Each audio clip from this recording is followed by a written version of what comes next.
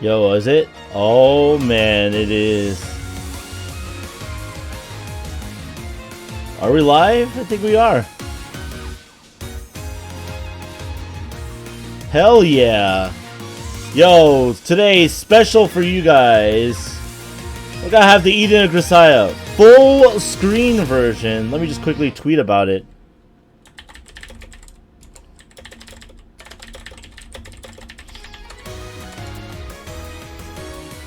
We're doing it, yeah, hell yeah! Tonight it's time.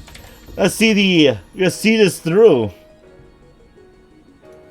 Make it happen. Hell yeah, of course. Hey, how's it going, Drunk Rom?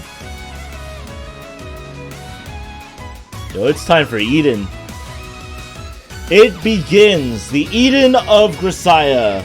Now, for those of you guys who don't know, my name is animefanrk2k, and this is the Monday Night Livestream. And we've been doing a live stream that took up a good chunk of, I believe, my time on Monday.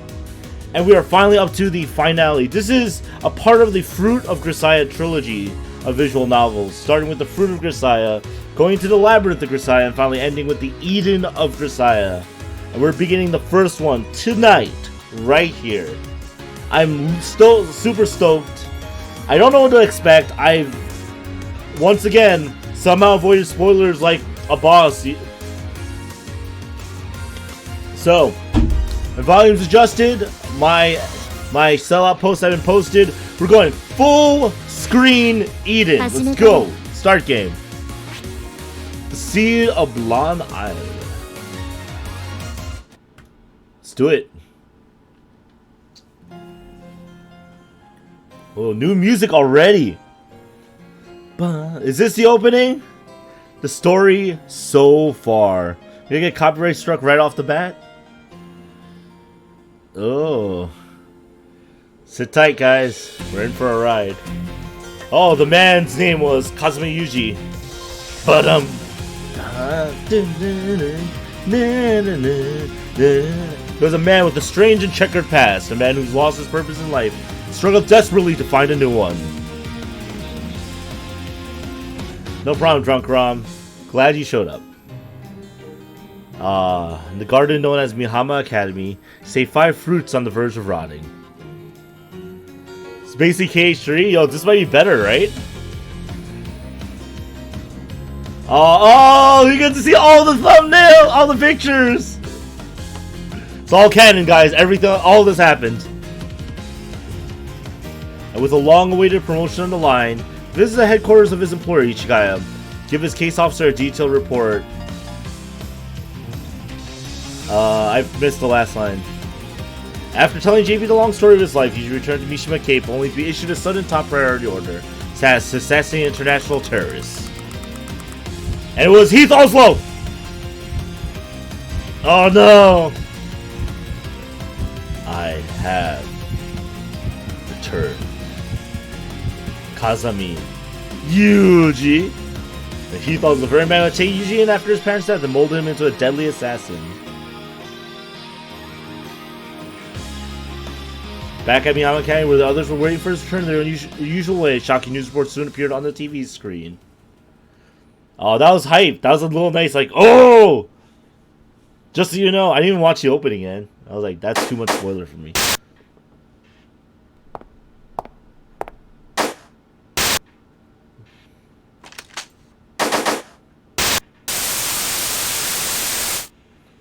Wait, what?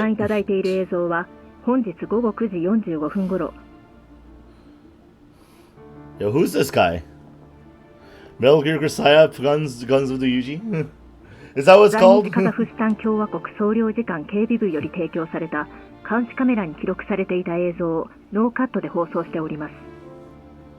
Oh, interesting. At that moment, everyone in the lobby was completely dumbfounded. No one spoke. To be more precise, no one could speak.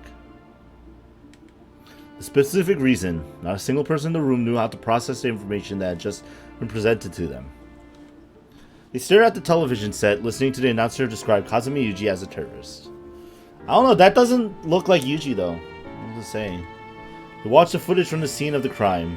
recognizing their own classmate as a murderous gunman, and they disbelieve their own eyes. I mean, to be fair though, like if the girls say it's him, I would have to believe them. So they're saying that's Yuji. I guess it is. Facts were impossible to digest. Reality was impossible to accept. All they wanted was for something to erase the truth entirely. Yeah, I'm a little bit suspicious, but you know what? I'm gonna let the story play its role, you know? Matsushima and Michiru had always hated silence, so desperate for relief from this oppressive state of affairs, she broke the spell with a few meaningless words. どういうことよ、これ。 Things are happening. Things and events are now set in motion. これって本当に今放送されてるの? Also, I should get my my little bot ready for updates potentially. Right? 待ってください。今携帯で。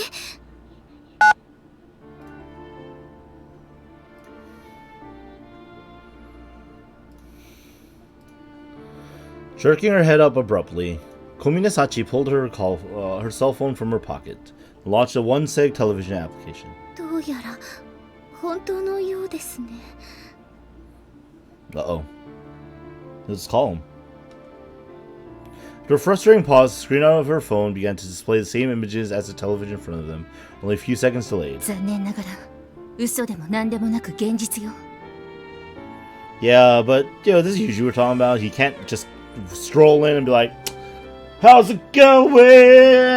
I'm gonna kill people. Yeah, he can't do 現 that. 実って。いやめようよ、こういう冗談。笑えないわよ。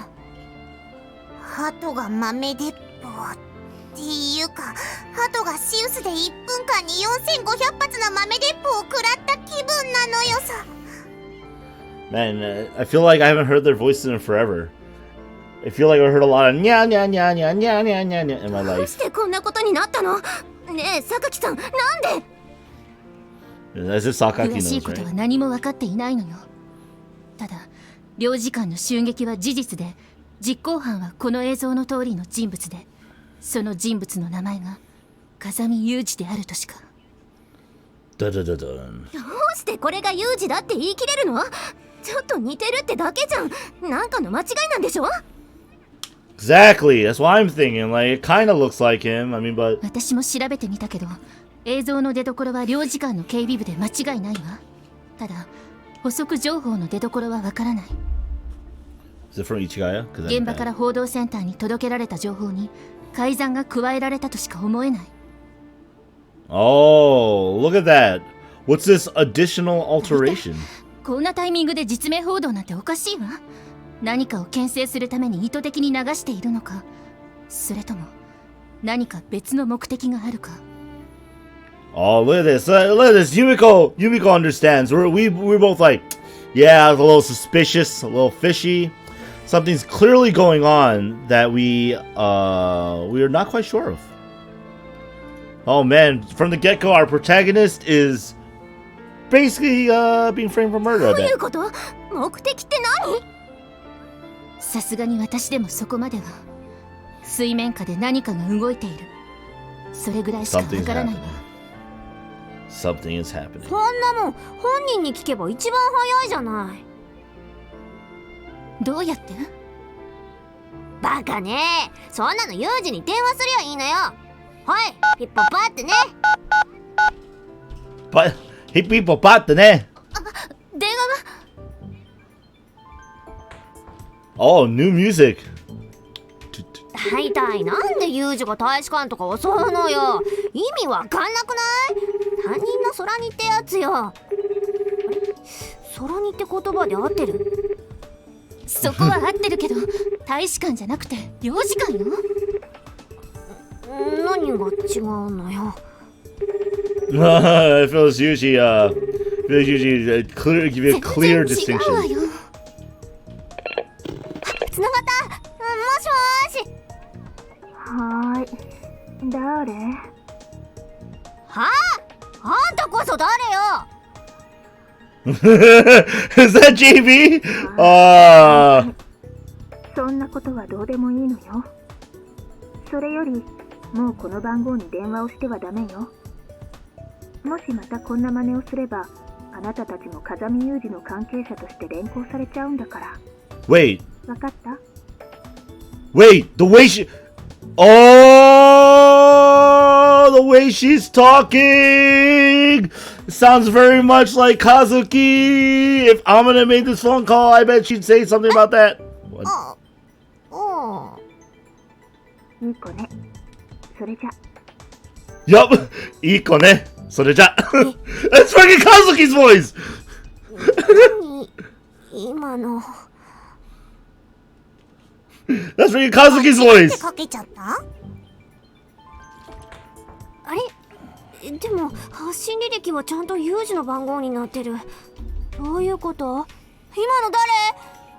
Oh my god, if Amane made that phone call, I'm telling you. やっぱりってどういうこと？容疑者扱いで実名報道されてる人間の電話回線なんてとっくに傍受されてるわよ。ちょっと！そういうこともっと早く言ってよ！ I mean, she was going to Michiru, but you got consulate and embassy incorrect, and then you asked if doppelganger was the correct word, you know. どちらにせよ、もう風見くんの番号へかけてはダメということね。監視されているわ。I know, as a question mark person said, right? 誰にかければいいの？そうね。かけるとしたら春寺さんかしら。She might be tied too, but that's good. Look at that. Yumiko's smart though. 彼女の連絡先知ってる？ I bet for you like 確か Maki's like, I have her 以前 number. いただいた名刺があったような。ありました。この代表の番号の下に書いてあるのが春寺さんの携帯の番号です。You missed some freakouts? 松島さん、電話してみて。またなんで私？もう一度汚れた番号なんだし、もう一度ぐらい泥がついても平気よ。電話して。See, that's very smart. If you already compromised one of your piece of technology, you might as well use it to the full extent before someone cracks down on it. Because you can abandon that one phone, and then Michiru's like, why are you leaving our phones? It's like, just yours, actually, Michiru. 虫かよ。いいからちゃっちゃと電話しやがってください。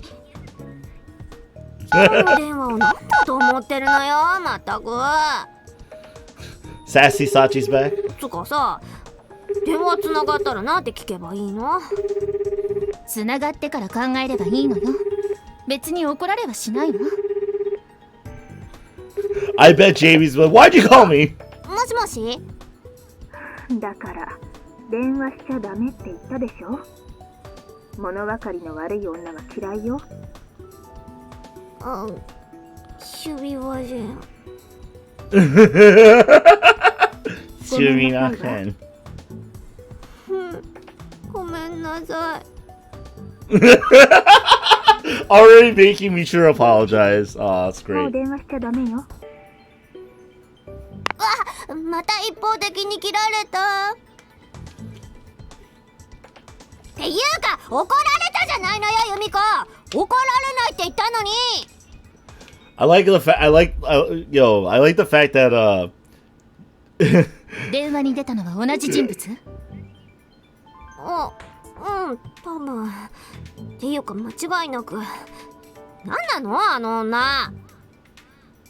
この分では春寺さんの会社の方に電話しても無駄でしょうね。どうしよう。誰に相談すればいいの？Chizuru. 私らが相談できる大人なんてチズくらいしかいねえのよ。 I know, right? Pretty obvious. 学園長でしたら春寺さんとも親しいようですし、何かご存知かもしれません。 It'd be funny if like Chizuru was at home, just like enjoying herself. Oh yeah, that stinks when you're reading on your phone it's too small. I agree with that, Drunk Rob. It'd be really funny if Chizuru's just there at home, like she's eating some like rice crackers or something, you know, so like getting ready for a nice nice nap or something to go to sleep, and she's like watching TV, she's like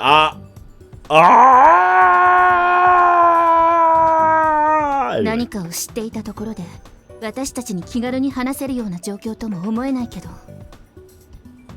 You have to invite her over, you know? Girls 今 talk. は立花さんもそれどころではないかもしれないわ。とにかく学園長に会いに行ってみるのよさ。 I'll go find her, hunt her down. That is, はい、どうぞ。空いてますよ。失礼します。うわ、何この荷物。 Hey, seriously, what's happening? 待ってくださいね。今そっちに回りますか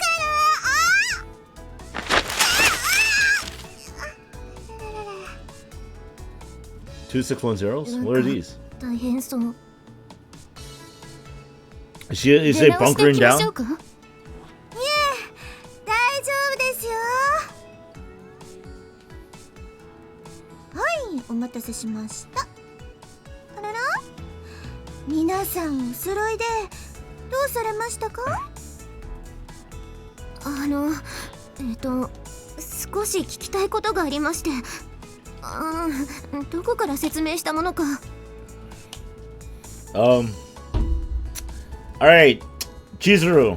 So these boxes, second. Kazan usually being accused of shooting up a consulate. We need 風 advice. 見くんのことですか？はい。ですよね。まあそれ以外の理由でこんな時間に大勢で私を訪ねてくる理由もないでしょうし。It's not like I'm lonely or 風見 anything. くんの現状をご存知なのですね。風見くんが今どういう立場に立たされているかはテレビのニュースで知っています。 The position he's been placed in. 彼が今どこでどうしているかまでは知りません。 Everyone's in the dark. なんだい。それじゃあ私たちと大して変わんないのよさ。あまり驚いてはおられないようですね。いえ、十分に驚いていますよ。ただこういうこともあるかもしれないという覚悟は彼が美浜に入学した時からしていましたから。 It's like, you never know. You kids go from being a studious student who's solving the problems of the 5 other classmates of his, goes to shooting up a consulate. That's how it works. こういうこととは。風見くん本人からは不意にいなくなっても大騒ぎするなと言われてましたし、アルデラさんからも同様のことを言われました。 I'm pretty sure that Kazuma Yuji himself will probably not want to make a fuss either, though. そ But, してそういうことになったら決して探したりして深入りするなとも。何よそれ。そんなんで納得しろっての。私も同じ質問を風見くんにしました。それに対する風見くんの回答は、納得する必要などない、それがうちの会社だとのことですよ。 I mean, come on, like, literally. それはあまりに理不尽です。 Remember when they rescued her and then she was drowning and then and Danny's like, hey, look at this funny girl. And yeah, う that's ち funny. の会社が理不尽でなかった例など一度もないというのが彼の答えです。 All the girls have a little more blush than before. You're imagining things. I think they upscaled the portraits a little bit, I would say. Like, they've improved the quality since last. I don't think they added more blush per se, but they might have more subtle differences in facial expressions. So we'll see. じゃねえのよ。何ちょっと納得しそうになってんのよさ。 Why is that what? いや、なんかユージが言いそうなことだなーって。 Yeah, right. 今回の襲撃報道と風見くんの会社にどんな関係が。 Ta-da. それは私も知りません。知りませんが、もともとテロとは関係の深い会社です。そこに関してはあなたたちの気にすることではありません。身も蓋もない言い方ね。私たちには関係ないことだから首を突っ込むなってこと？言葉は悪いですが、おおむねその通りです。あなたたちの力でどうにかなる問題ではありません。Oh snap. 私のような立場の人間から頭ごなしに押さえつけられれば、何クソと反発の感情も湧き上がるとは思います。けれど学生風情が命がけになったところでどうにかなる問題ではありません。これは断言できます。くれぐれも軽はずみな行動を取らないでください。What about carefully planned out actions? What? これは私自身の保身から出る言葉ではなく、あなたたちを思えばこそ出た言葉とご理解ください。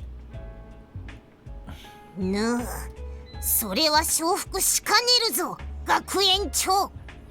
I can't comply with that directive. 提督みたいな言葉遣いしてもダメなものはダメです。せめて納得に至る事情説明があれば私たちとて愚行を踏みとどまりますが。事情ですか。あまり詳しく説明する時間もないのですが。どこかへお出かけになるのですか？まあ皆さんご存知の通り、この美浜学園はもうじき閉校になります。Wait, その what? ための身辺整理と新しい学園を設立するために世界中を飛び回る予定です。 A new Mihama Academy? 新しい美浜ができるの？まだ何とも言えませんね。メインスポンサーだった東浜電鉄グループの総帥は失脚してしまいましたし、Cough! Cough! Yumiko's dead. 学園運営資金の大口寄付者であったイリスケンも査察の介入を恐れてお財布を隠してしまいました。 Cough! Cough! Because Yurisuku's a bitch. まあ簡単に言ってしまえば全く当てはありません。あなたたちも今後の身の振り方はちゃんと考えておいてくださいね。 Yumiko's just like, oh darn it. How will I live? 本当になくなっちゃうんだ、美浜学園。Yumiko's like, oh man, I only have like 5 million yen, 5 billion yen saved up or something. And then Maki's like, well, I got more than that. No, I don't remember you saying that, but at the same time, I understood that all the routes were canon, yet none of them were canon already because I played the Labyrinth, and I saw the ending. I saw the portion of Labyrinth that was not side story after stories, but the Yuji backstory. まあ施設の解体費用が出ない以上は建物自体は残ります。 Hell yeah! There you go. Squad here for life. Teach classes 学 anyway. 園としては機能しませんが、今後は郷土歴史資料館的な用途が見込まれています。原子力空母みたいなもの？ What? うかつに解体することができないという意味では確かに似ていますね。Well, I guess in that ま case, さ yeah. かユージがいなくなったことと美浜の閉校に何か関係が？ありません。だってこんな風にタイミングが重なるのっておかしくない？またそうやっておかしなことを言い出す。中途半端な情報規制こそが荒唐無稽な憶測の温床なのです。彼女の妄言を排除し混乱を収めるには情報が必要なのではありませんか？ I think that's a dangerous route. Yumiko's trying to pull more information because if she has more information, she'll know where to research. ものは言いようですね。確かにあなたたちをこのまま放置すれば何をしでかすか分かったものではありませんし、仕方がありませんね。お話ししましょう。 We have gained the knowledge. Yes. 風見くんの現状は私の父親の秘書を通じて一応私の耳にも入ってきてはいます。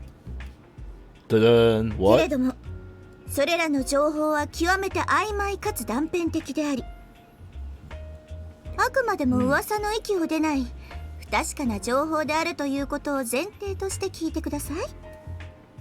Hey, rumors better than nothing, right? Remember, as the old saying goes, where there's smoke, there's ま fire. ず確実な情報として、国際的なテロリストであるヒース・オスロが日本国内に入国したということ。 Da-da-da-da. 次に風見くんは幼い頃そのヒース・オスロに引き取られ、特殊な環境下で組織に従事していたのもまた事実。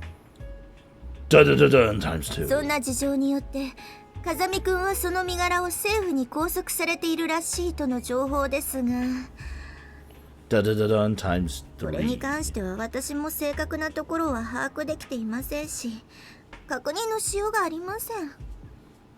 It'd be funny if the big thing is just, yeah, Yuji was taken into custody before the consulate shooting. いえ、私たちが知りたいのはそういうことではなくて、なんでお兄ちゃんがテロリストの仲間として報道されてんのよさってことなんだゲッチョもよ。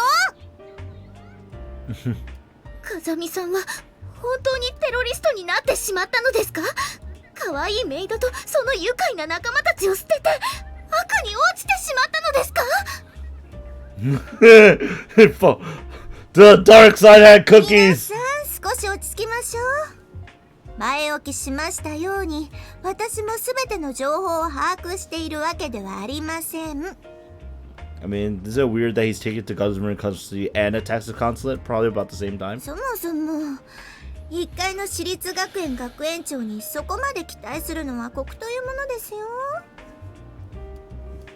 I mean, yeah, that's true. Like, on paper, lovable maiden are amusing companions, yeah. この手の情報 That's how は Sachi sees the world. 私なんかより榊さんの方が精通しているはずです。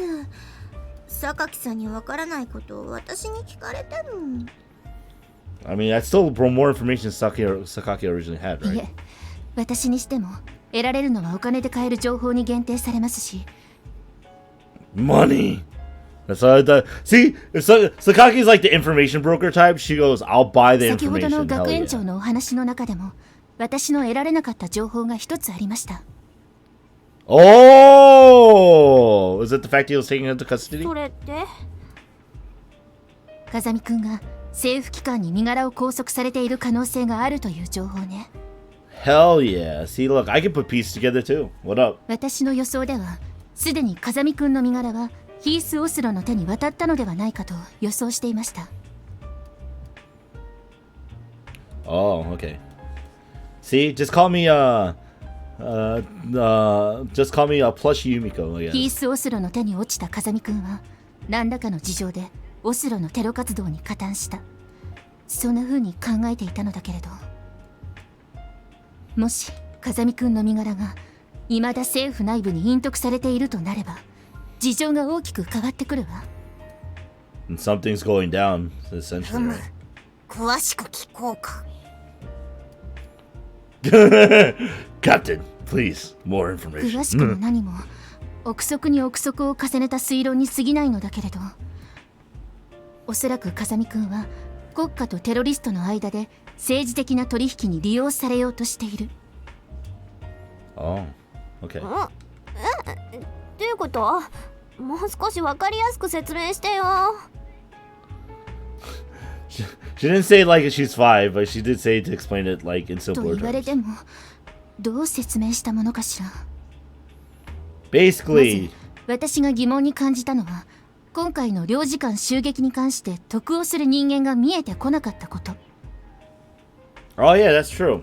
Most of the time, like some form of activism like this, that has extreme violence and attacks on consulates, usually has a reasoning behind it that would benefit. どういうこと？ For me, sure that's a little too hard to comprehend. いい Though. まず第一に人為的な作為には必ずと言っていいほど損得が関係している。 That person is Heath Olson. 今 Then, 回の clearly. 領事館襲撃に関してもリスクに見合う得を得るものが見えてこない。それが一番の疑問。それでも風見くんの身柄が政府の手の内にあるという前提で考えれば、風見くんの存在を政府が意図的に公開することでオスロとの取引材料になる可能性の示唆となる、つまりは得が発生することになるわ。次になぜテロリストとして報道したかという疑問に突き当たるのだけれど、政府は相手の連絡先を知らないと考えればこの手の強引な手段もありえないわけではない。事実、海外で起きた誘拐事件などではテレビや新聞なんかのメディアを使って犯人と交渉するケースもあります。それで結局ユージは今どこで何をしているの？ Probably hanging out in the jail cell. 今はまだ何とも言えないわ。風見くんが政府に拘束されてテロリストの交渉材料にされているという推察も一つの不確定要素の上で成り立っているに過ぎないし。Hey, remember Persona 5? Yeah, we kind of played that game in 2017. 風見雄二がテロリストに対し交渉材料足りうるのかですか？その通り。そもそもテロリストの入国の目的もわからなければ風見雄二が交渉材料に足るかどうかもわからない。Kazami usually serves as a bargaining chip against Thanatos? I don't know. 思い当たることはといえば、ヒース・オスロの風見雄二に対する固執というか執着というか、 Just wants to dress Yuji up as a girl, as a もっと woman 言え again. ば愛着のようなものとしか想像できない。これは極めて細い線だと言わざるを得ない。つまり何？そのヒースやらっていうテロリストは奪われたユージを取り戻すために日本に来たってこと？ I mean, if you put it that way, yeah, that's essentially what happened, right? もうそのヒースってやつはホモなのか？ He fell a あなた homo? たちを相手にしていると真面目に考えている自分がバカみたいに思えてくるわね。まあ何にせよ風見くんを取り巻く環境は高度に政治的な問題に発展しています。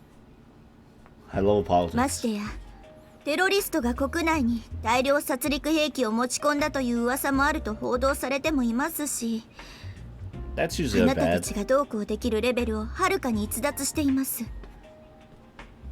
結局彼らテロリストの目的は何なんですか？ Probably Kazami Yuji himself. さあ、とにかくあなたたちが余計なことをして風見くんの状況が不利になることだけは避けてくださいね。なあ。 Nah. Don't do anything and only make Kazumi Yuji's situation worse. At the moment, they didn't even know what Kazumi Yuji's situation was, much less how to improve it. When the matter was put to them so plainly, it was difficult to justify rushing into action. That said, the students in Miyama Academy weren't exactly the sort of well-behaved young women who would obediently sit on their hands when told not to do anything stupid. They would do a lot less stupid things, right? 私たちにできることって本当に何もないの？ Is that new music? That's new music. Ooh. まあ、ご飯の用意でもして待ってるしかできないかな、今は。それだけ！今の私たちに何もできないのは学園長の言う通りよ。 Yumiko's like, time for an all-nighter and not with my right 会え hand. ないまでもせめて風見さんとお話ができれば。 Dude, it's nice music. 風見さんご本人から何もするな、おとなしく待っていろと言っていただければ何十年でも待てるのですが。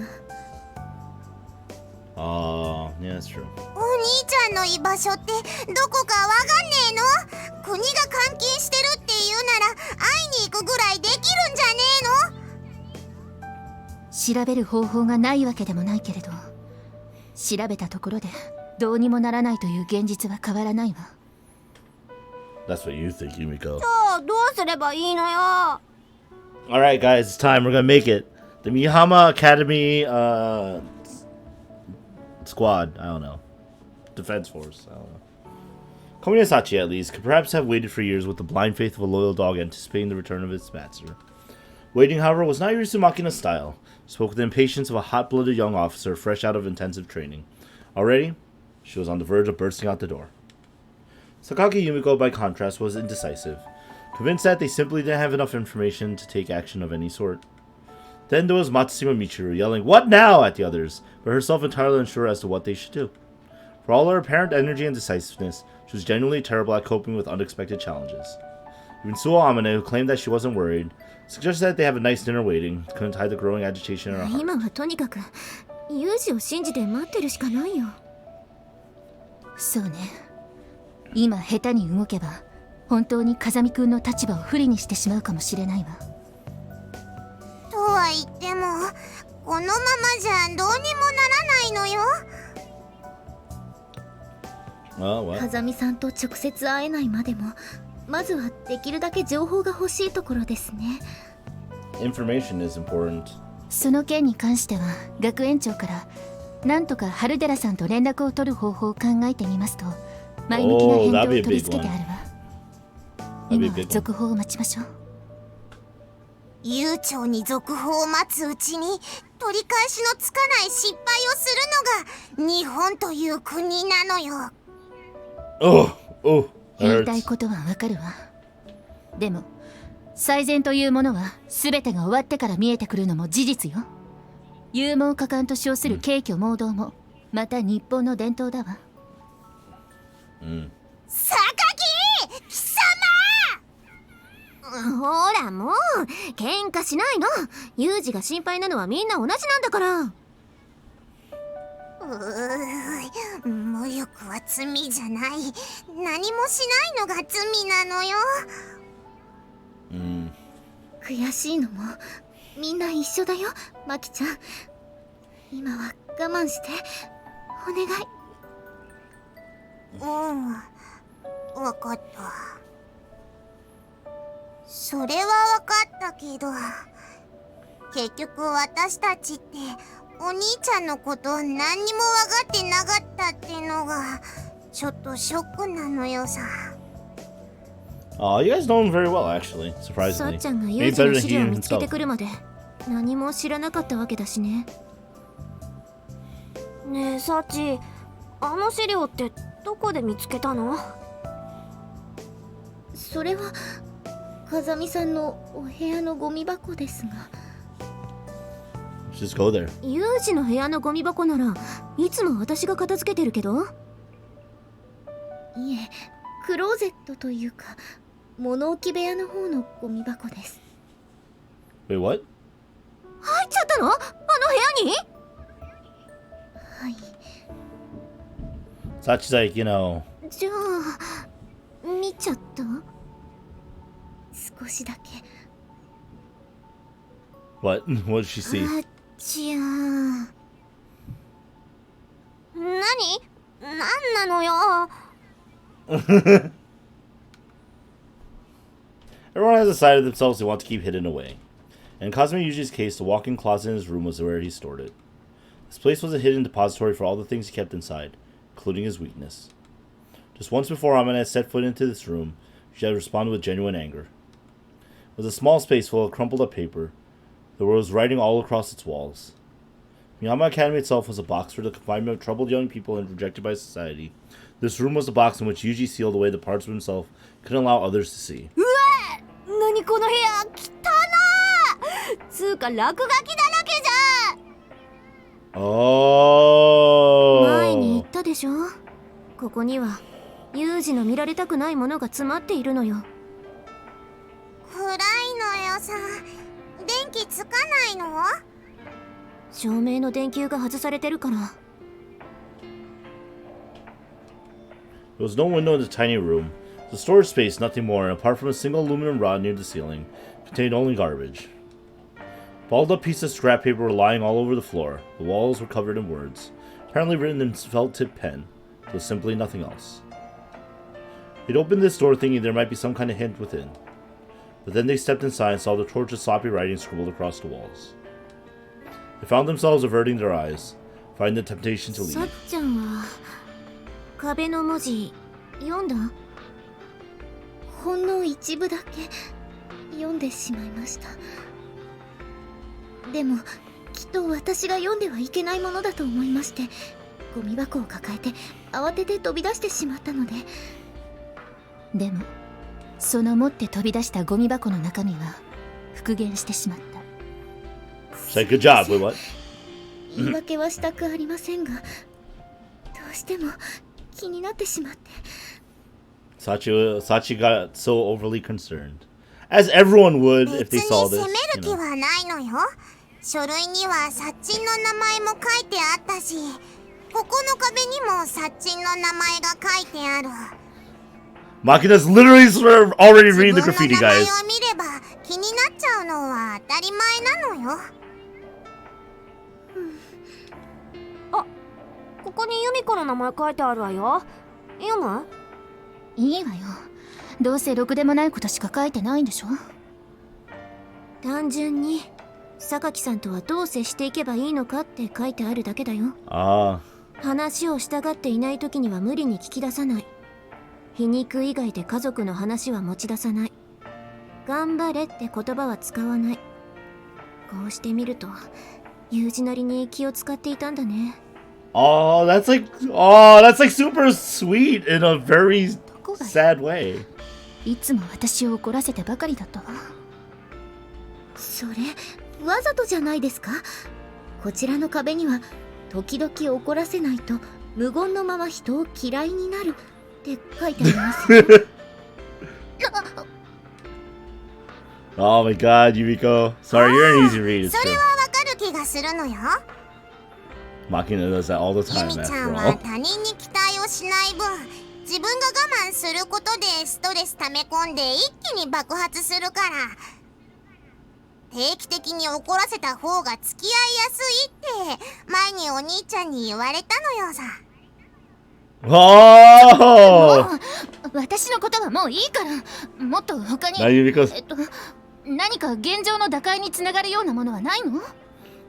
now Yumiko's a little bit embarrassed, okay?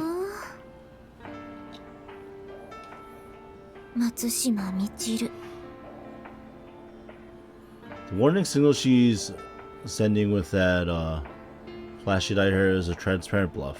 Her whole approach to life is clumsy. It can be immensely frustrating to watch her spin her wheels. But if you take it away from her, she'll lose sight of herself and repeat the same mistakes over and over. Can't find an answer for her. Matsumi Mitra is defined by her uncertainty. Oh,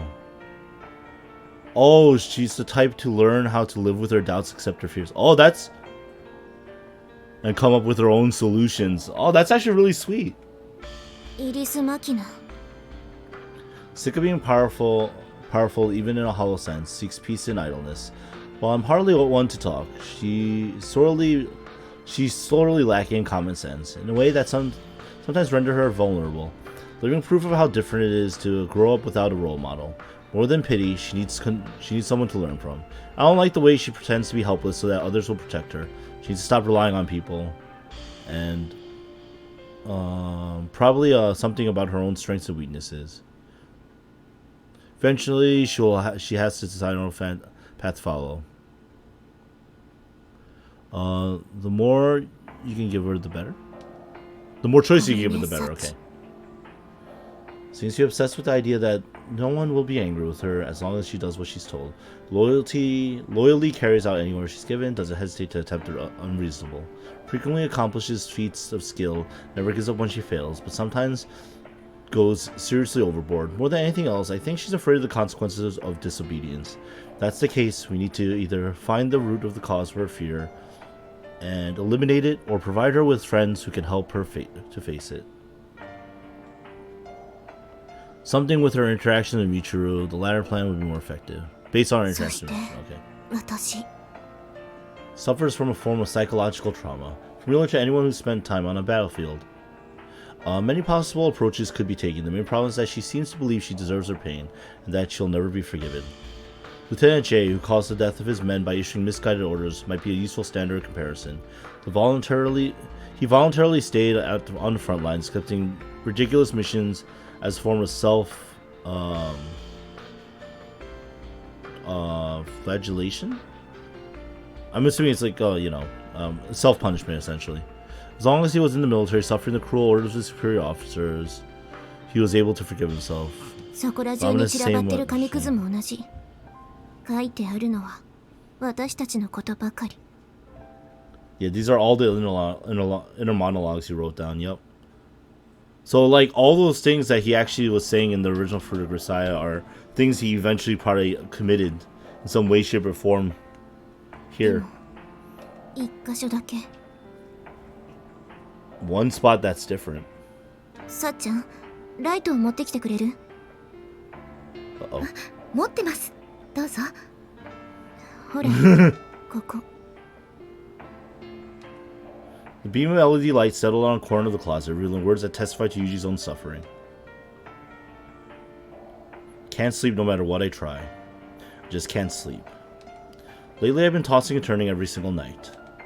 When I lock myself up alone like this, I always end up remembering the past and hating myself for my own hypocrisy. Helps to write it all down on these walls. When I scribble my thoughts inside this closet, I just feel at least a little more stable mentally. I gave someone an arrogant lecture on their way of life today again. It's not like I think my words are actually going to change anything. Am I even doing the right thing? Should I really just keep on going like this? I don't know what I'm living for anymore. There's no one here to answer my questions. Kazuki and Asuko were supposed to give me the answers, but they're gone now. It's not like I've given up. It's not like I've despaired. That's what I want to believe, at least. But I'm just so tired. If I stop forcing myself to stand, it feels like I might just collapse. If I fall apart now, I know from experience I'll sink into an unendurable nightmare. Scratch frantically at my own body, tormented by the illusion of insects running around under my skin. The pain's intolerable. Even death would be better than this. But I'm not allowed to die. Not permitted to escape this hell. For some reason, there's people who believe in me. People who are counting on me. That just pulls the noose even tighter. Can't run away now.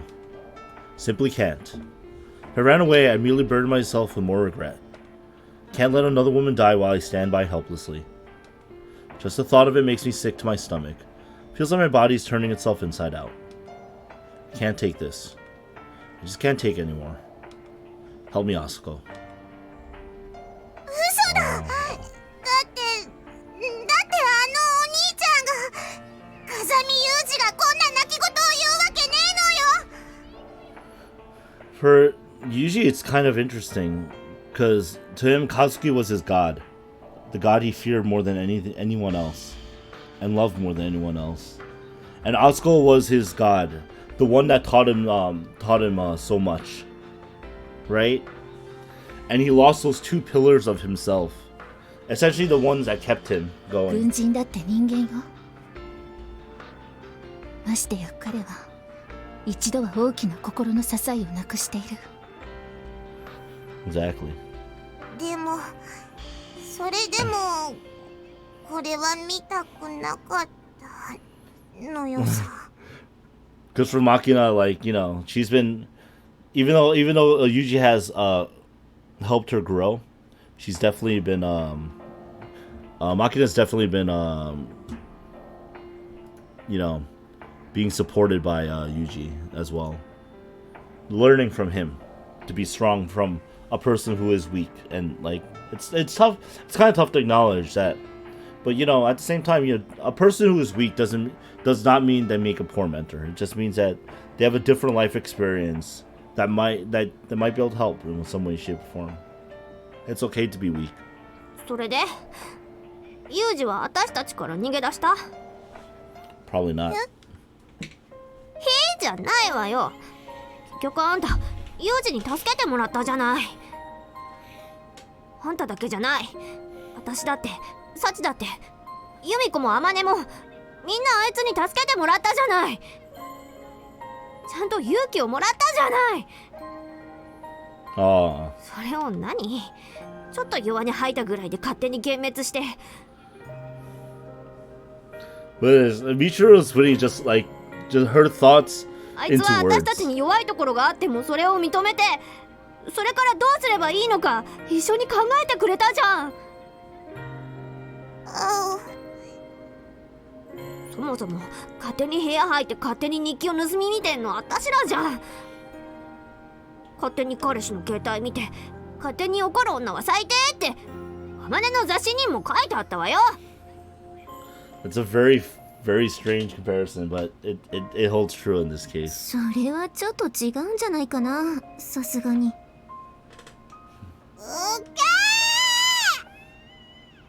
ウキャーはどうかと思いますが、私としてはみちる様の意見に大いに賛成です。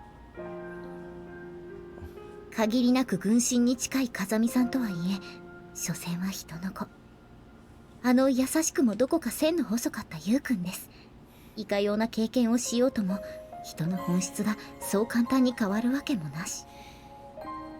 そんな優くんが救いを欲しているのであれば、私がそれを支えましょう。我が敬愛するサメマンの言葉を借りるのであれば、次は俺の番だというやつです。It's a very strange reference, but yes, I get the sentiment. 風見さんに救われた好みなれば、私もまた同じことをするまでです。サッチ、俺が間違っていたのよ、サッチ。今はっきりと目が覚めたのよさ。マキちゃん、ガシガシどうでもいいのだけれど、スオさん、あなたはこの日記の存在をいつから？実はもう結構前から。と言っても詳しい内容までは知らなかったんだけどね。ちょうど1年ぐらい前かな。ユウジに予売しようと思って夜中にユウジの部屋に行ったんだけど、ベッドにユウジがいなくてさ。予売って？ I mean, yeah, the Salmon we're talking about, so, yeah, that's what she got tried. いや、当時の私ってなんつうか、ユウジにいじめてもらわないとってそのことばっかり考えてた時期だったからね。ああ、お風呂で私に見つかって寮内で所構わずするなって禁止令を出した直後のあたり？そうでね。夜中にこっそりとユウジの部屋でこってりとって思ってちょいエロい下着つけてルンルンとスキップしながら部屋に来てみればユウジがいない。こいつはあれかい、さっちゃんあたりと夜中の下水管掃除かな。ズポズポしちゃってんのかな。なんだろう、軽くイラつくわって思ってたらなんか変な声が聞こえるわけよ。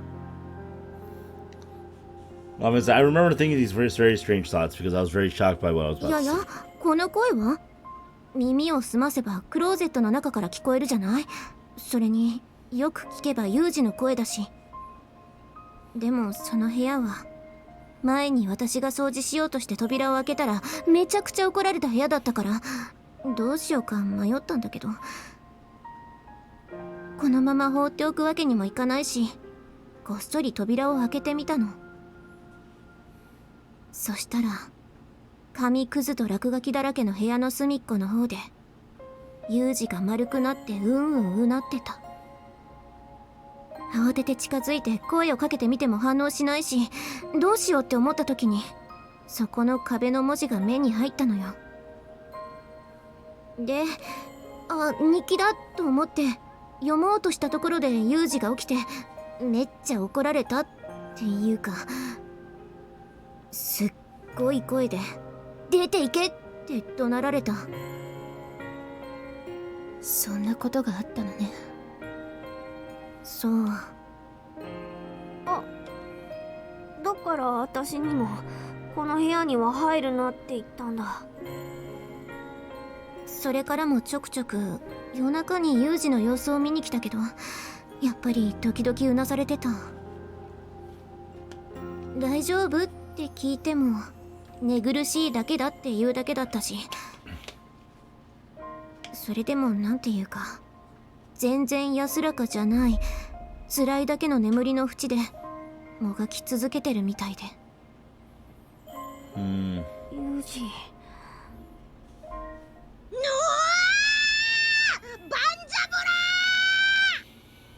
バンジャボラじゃなくてなんじゃこりゃだよ、マキちゃん。ずあー、うるさいわね。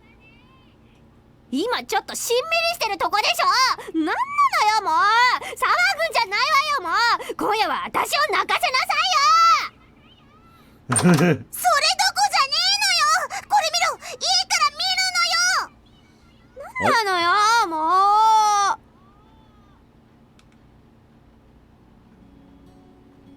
I did think about continuing down this path, trying to live a normal life.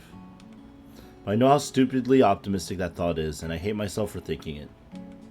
Doing good in the present won't erase the crimes of my past. I've killed too many people. I've sacrificed far too much. All I really want is a place to die.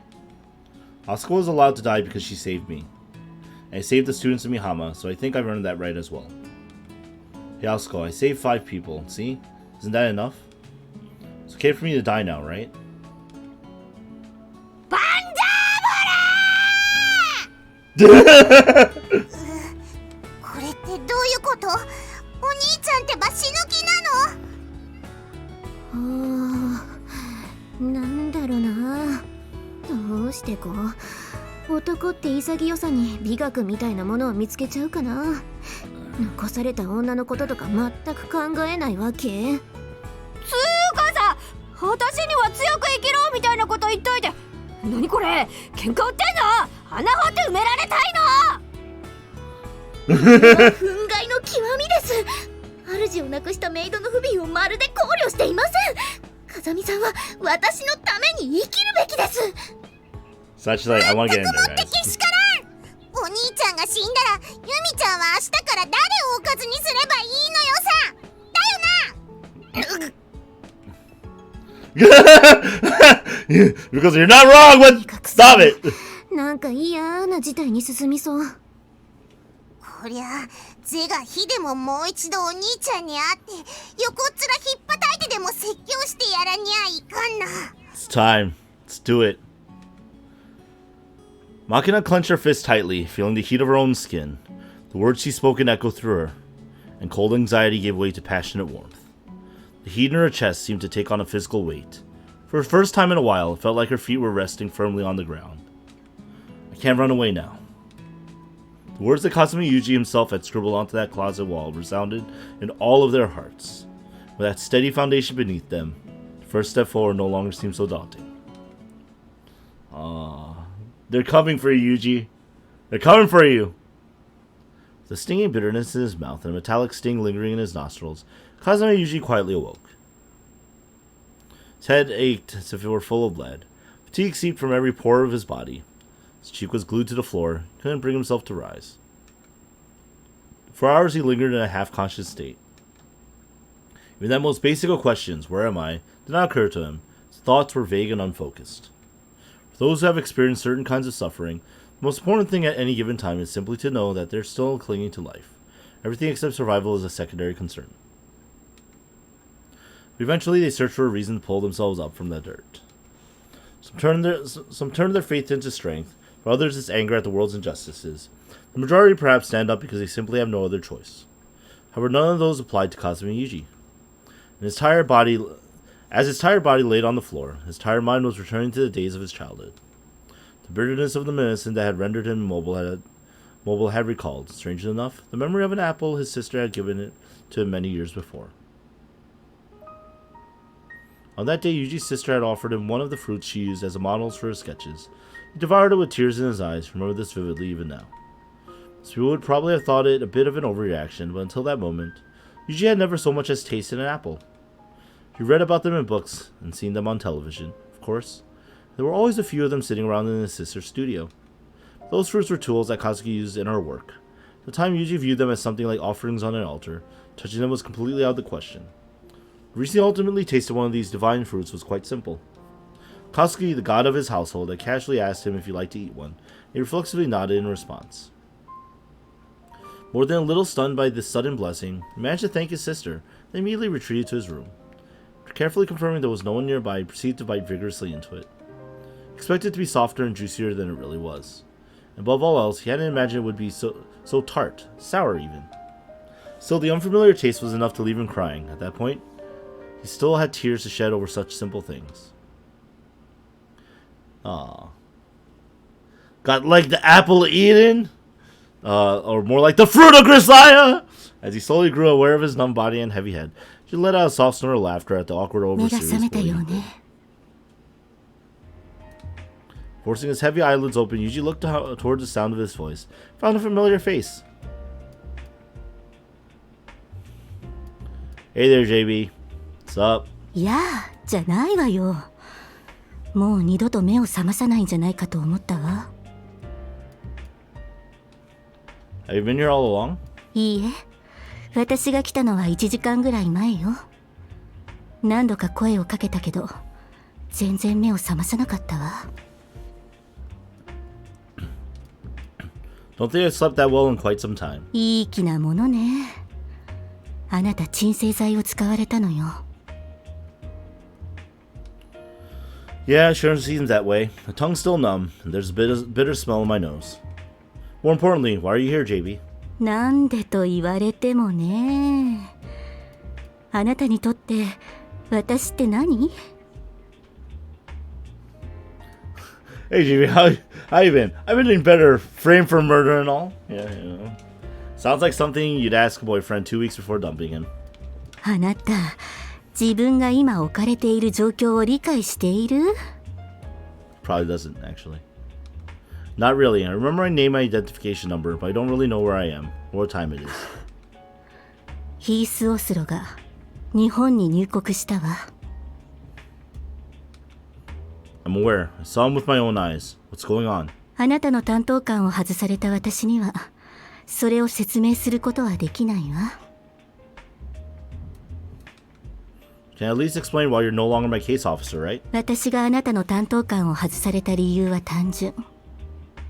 あなたに人殺しはできない。ましてや相手がヒース・オスロともなればパニックを起こすかもしれないと強く反対したからよ。Oh, and that's why you couldn't get through to JB. Guess you were right about that, huh? そうね。そしてあなたはテロリストであるヒース・オスロに対する政治的な切り札として利用されようとしているわ。Frame him, make him look like a terrorist, and use him as a political trump card. Hot lady questioning a Japanese boy for a crime. If you find this on Pornhub, it's a very different video, guys. Just telling you right now. What's that supposed to mean? Why did he also enter Japan anyway? Not obligated to explain, huh? You won't find any slaughterhouses that try to explain things to their cows, much less obtain their consent to be made into steak. Still, things are a little different from when two human beings are involved. As a victim, it's hard not to ask questions. Generally speaking, the other party will try to accommodate you to whatever degree possible. Most likely, the fact that Kazumi Yuji has been permitted to speak with his former case officer was a humanitarian gesture of sorts. オスロが入国した一番の目的があなたのことではないにせよ。オスロが政府に対し、あなたの身柄の返還を要求しているのは間違いのない事実。Yuji is like, yeah, that's a no-go for me. それどころか、風見雄二の貸与賃金を支払えば、勝手に連れ出したことには目をつぶってもいいと言ってきているらしいわ。The man's beyond shameless. I mean, how many years has it been anyway? Why does he suddenly give a damn about me? ドゥポン計画という言葉を聞いたことは？ Project Typhon. 当然知っているわよね。あなたはその計画の被験者だったのだから。Uh-oh. The designer's soldier plan. The idea was to produce the ultimate soldier through genetic manipulation and sophisticated doping regimen. But the experiments failed over and over again, right? His goals were never realized. そう。一時的な能力の発現に成功しても、弊害として発がん率が上昇。活性化したがん細胞は約2年で被験者を殺してしまう。Ooh, that's not good. 強化の度合いを調整しても、今度は神経に異常をきたして、やはり最後は死に至る。事実、あなたも遺伝子変異の過程で神経を侵されて、そのまま実験の犠牲になるはずだった。そしてあなたは今もこうして生きている。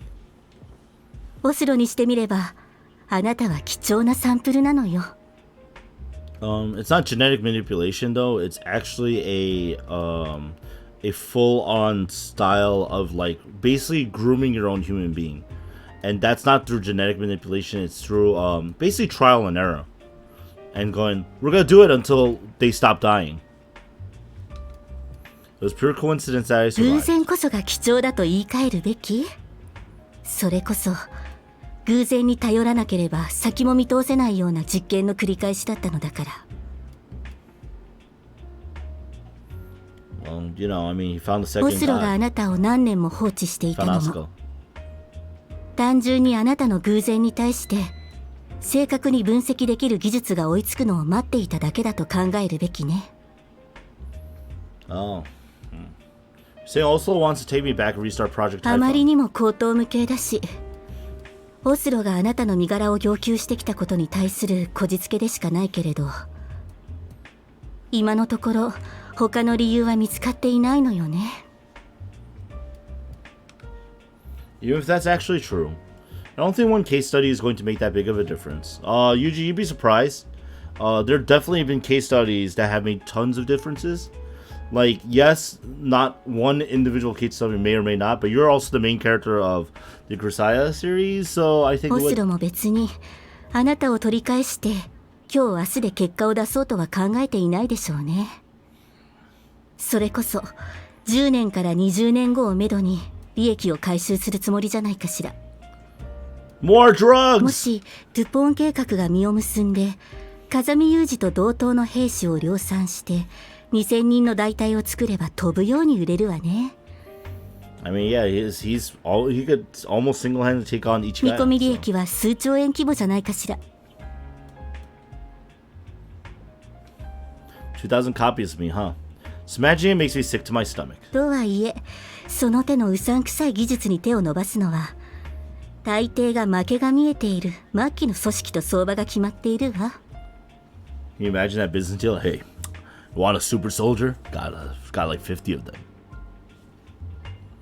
No, he doesn't want to clone usually. He wants to go through the developmental steps to raise more people like Yuji. There's a very big difference. There's no cloning involved here. This is not genes. This is not genes, okay?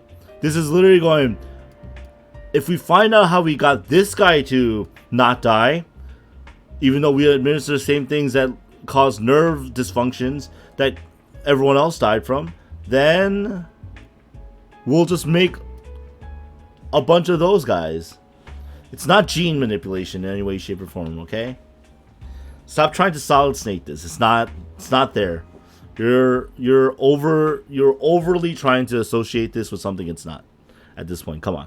そういう組織は Make a few 一度 jokes. 勝利で政 Yes. 権を手に入れても同じような組織に潰される。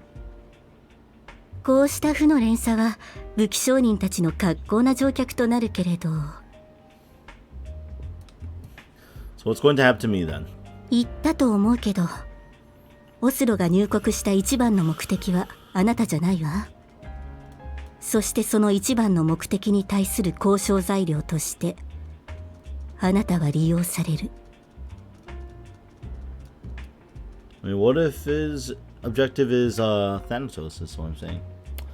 Could you at least tell me what this primary objective actually is? 私の口からは説明できないというだけよ。そのうち誰かが説明をしてくれるわ。 Someone will. Who's this someone? Is it my buddy? I see. My friend from the army? The otaku? Yuji didn't push the issue. He anticipated this reply. Whatever Oso's reason for entering the country, it's clear that assigning his assassination to Yuji had been a test of some kind. Had he succeeded in that task, things wouldn't have come to this. There was no denying that. He had no one but himself to blame for this unfortunate outcome. He'd known this day would come eventually. He'd always been resigned to it. And so his answer came easily enough. If there's some way you could use someone as worthless as me, then feel あ free. なたは本当にそれでいいの？ Something the brass decided, right? My opinion isn't really relevant here. 美浜の女の子たちはどうするの？ I can't do a 5-way harem. I'm sorry, JB.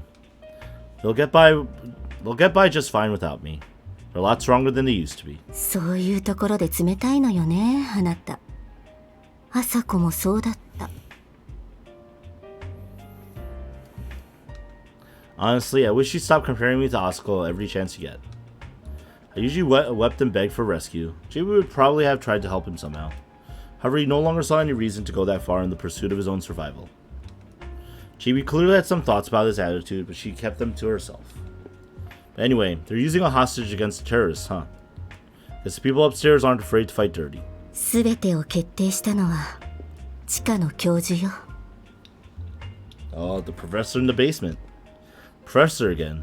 What's that guy like anyway? 近いうちに直接審問という形で会えると思うわ。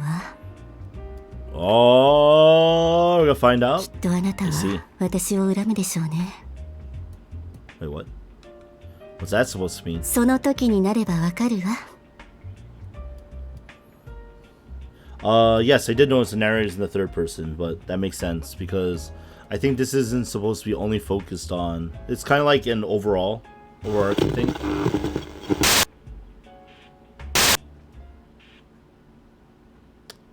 The camera.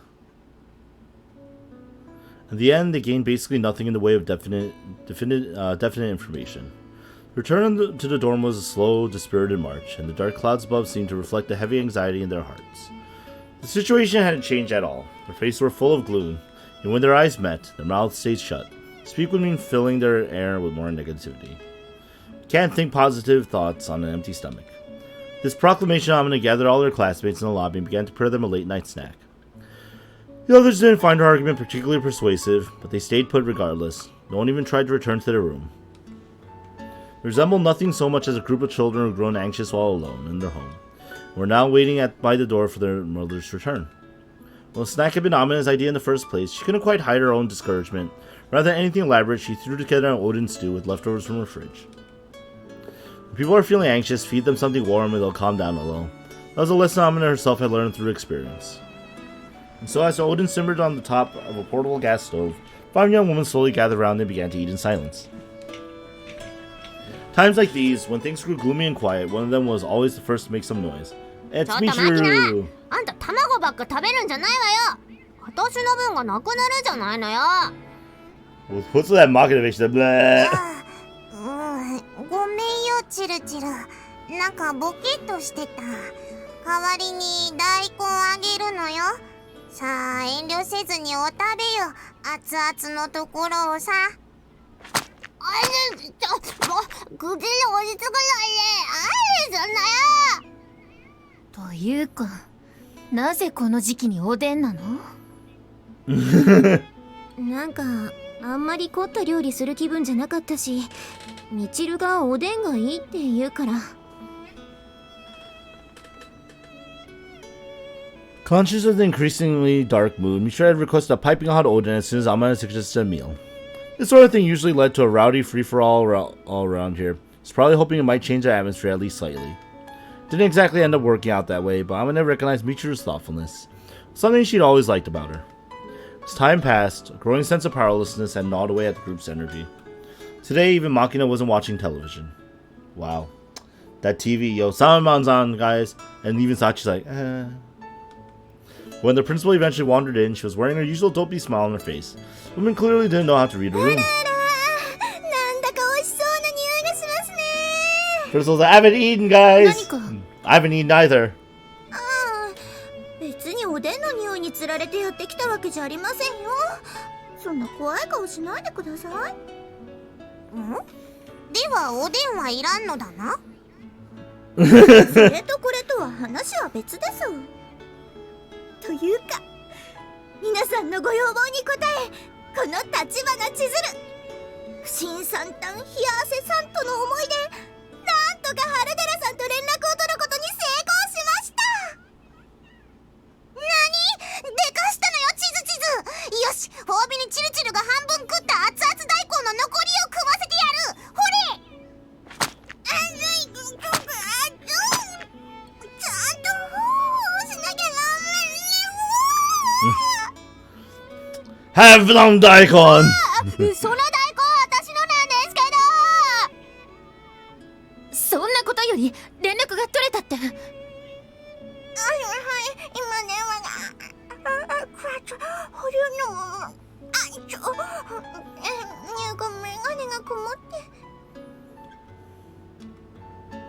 Sanche's cell phone her principal offered her. Yumiko took the call off hold and eagerly pressed the speaker to も her し ear. もし榊です。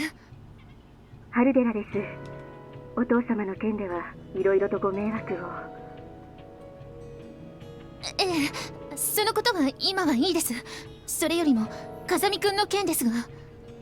I'm sorry about your dad. I don't fucking care about him. What about Kazumi? What about Kazumi Yuji? 察しがついているのでは Where is he? 確証がありません。と言われましても、私から説明できることにも制限があります。それはご理解いただけますか？ Yo, you should come by and have some Odin. Just saying. Get the traps ready. 承知しています。ではまず、風見雄二の現在の状況ですが、テレビで報道されているように、風見雄二がテロリストの仲間であるというのは誤報です。それでも彼の得意な立場上、嫌疑が完全に晴れたわけでもありません。よって彼の身柄は秘匿施設にて拘束されています。Top secret facility, you say? 健康状態は条件付きで良好。私から説明できるのはここまでです。They even fed him stale bread. それだけ？あと私から言えることがあるとすれば、風見雄二のことは忘れなさい。これ以上は関わってはダメ。所詮あなたたちとは住む世界が違う男だということぐらいかしら。だったらせめて That's 風 pretty 見 cold. くん本人と会話を。直接面会したいとは言いません。せめて電話で本人と話を。それも無理な相談ね。こうして私とあなたが電話をしていること自体、あなたたちの学園長がかなり強引な手段を使って奇跡的につながったのだということも理解してください。I can just see Chizuru that's like marching over to Ichigaya and throws one of those like 2610 boxes through the window and like, what the hell is that? And she's like, I have like 50 more of these guys. You gotta at least let me talk to それ JB. に Just saying, guys. Just そ saying. れに風見雄二本人はあなたたちに会いたくないと言っているわ。そんな、どうして？あなたたちをこれ以上傷つけないためといえばかっこつけすぎよね。それでもそれが今の彼の偽らざる本音というものだと私は理解しています。できることなら彼の気持ちを無駄にしないであげてほしい。はい。 The way Yumiko forced this reply through her tightly clenched mouth, it was immediately clear to everyone that the situation had not taken a turn for the better. Don't you fools understand? They love him! I mean, like, right? Principal accepted her now silent phone from Yumiko. The glance at her students that seemed to say, told you so, Haru left the dorm as if to flee from their pursuit. Also, she took a bunch of the Oden, and they realized only after she left. They gained some new information from the conversation with Harudera. Firstly, the television reports were false, most likely a politically motivated bluff of some kind. Secondly, Kazumi Yuji was currently confined in a facility of some kind, and had stated that he didn't want to see any of them. だって Wait, お兄ちゃんがテロリストだってのは誤報だったんでしょ。なんで帰ってこられないの？ wait a second. He doesn't want to see them. So, and he's in a top secret and secure facility? You know what that translates to, right? It means that the possibility to be able to see him exists, right? 彼の過去はあなたも知っているでしょ。そう簡単な問題ではないのよ。おそらく彼は何らかの形でテロリストとの交渉材料に使われる。じゃあもしかして今回のテロの件が全部片付いてもユージは美浜に帰ってこられないな。 Actually, the way it sounds like he definitely won't, そ so... の可能性が高いわ。少なくとも風見くんはそのつもりでしょうね。Playing the serious music! 信じられません。本当に風見さんは私たちに会いたくないと言っているのでしょうか。何かのっぴきならない状態に追い込まれていて、私たちに迷惑をかけないようにわざと遠ざけているのではないでしょうか。なんとかして一目でも本人に会って直接話ができればいいんだけどな。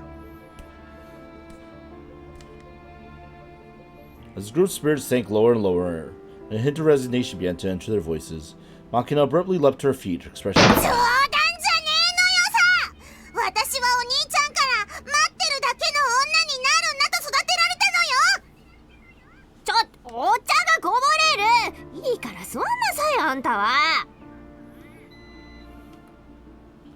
Say, God damn it, what are you doing? She's being pissed, that's what she 止 said. めてくれるな、チルチル。もう私一人でも行くのよさ。 Yuji himself had taught Makina to claim the things she wanted through her own efforts. Her reaction was perhaps only natural. These days, it was practically impossible to calm her down once she got worked up. And at such times, one particular classmate always took her side, perhaps out of sympathy or 会 concern. いたい人がいる。それだけで立ち上がる理由としては十分なのではないでしょうか。 Oh, Mihama is rising! ちょっとサチ、あんたまで。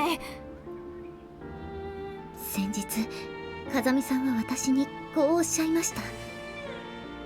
私の声なんか聞こえちゃいねえし。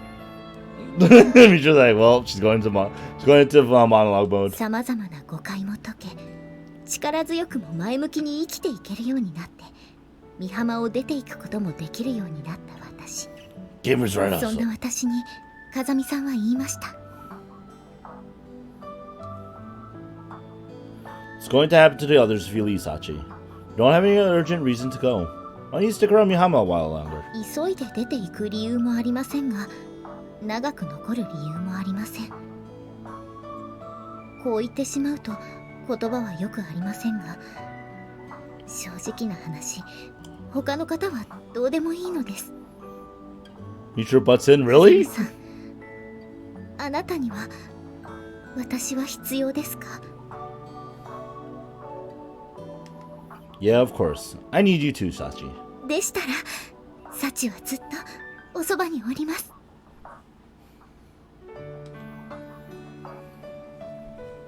Also in memory of the words, Sachi closed her eyes and turned her face upward, whispering to herself with evident 一 pleasure. 度必要とされてしまえば、愛されてしまえば、もう裏切ることなどできないのです。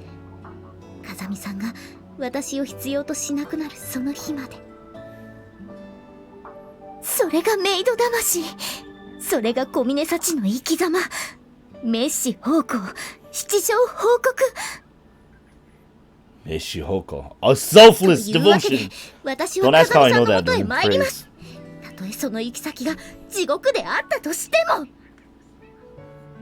でも花井協力して乗り込むにしても、結局ユージがどこにいるのかわからなきゃどうしようもないじゃないのよ。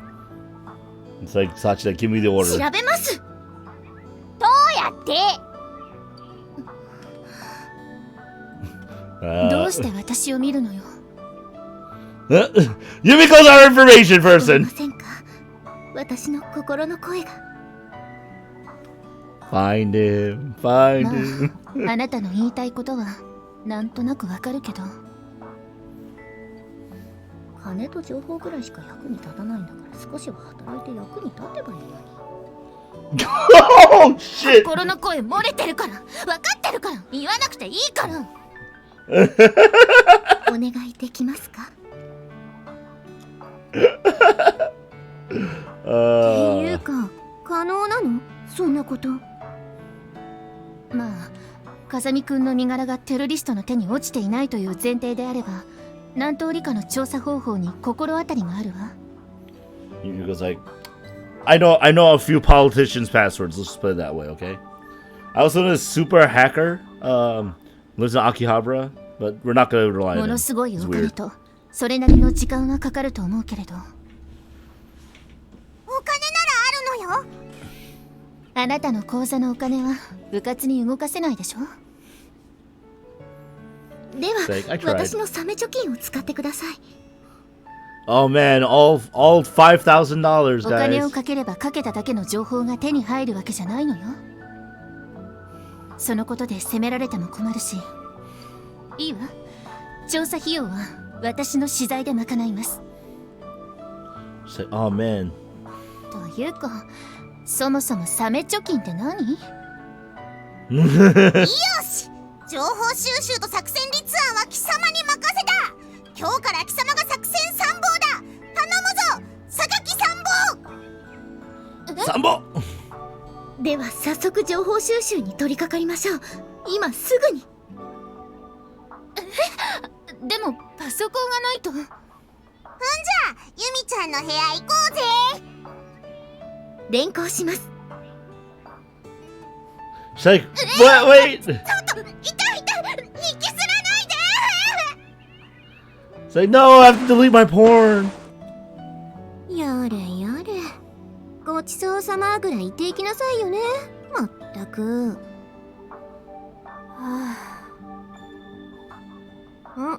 どうしたのみちる、一緒に行かないの？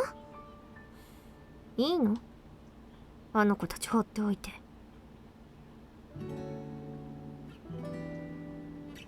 I can't tell. 仕方がないよ。今のままじゃ落ち着かないだろうし、このまま浮き足立っているよりは分かりやすい目標があった方がいいんじゃない？相手は国なのよ。遊び半分で噛みつく相手じゃないわ。I mean, I can't tell. This could still be regular Mishra too, just being そう serious. だね。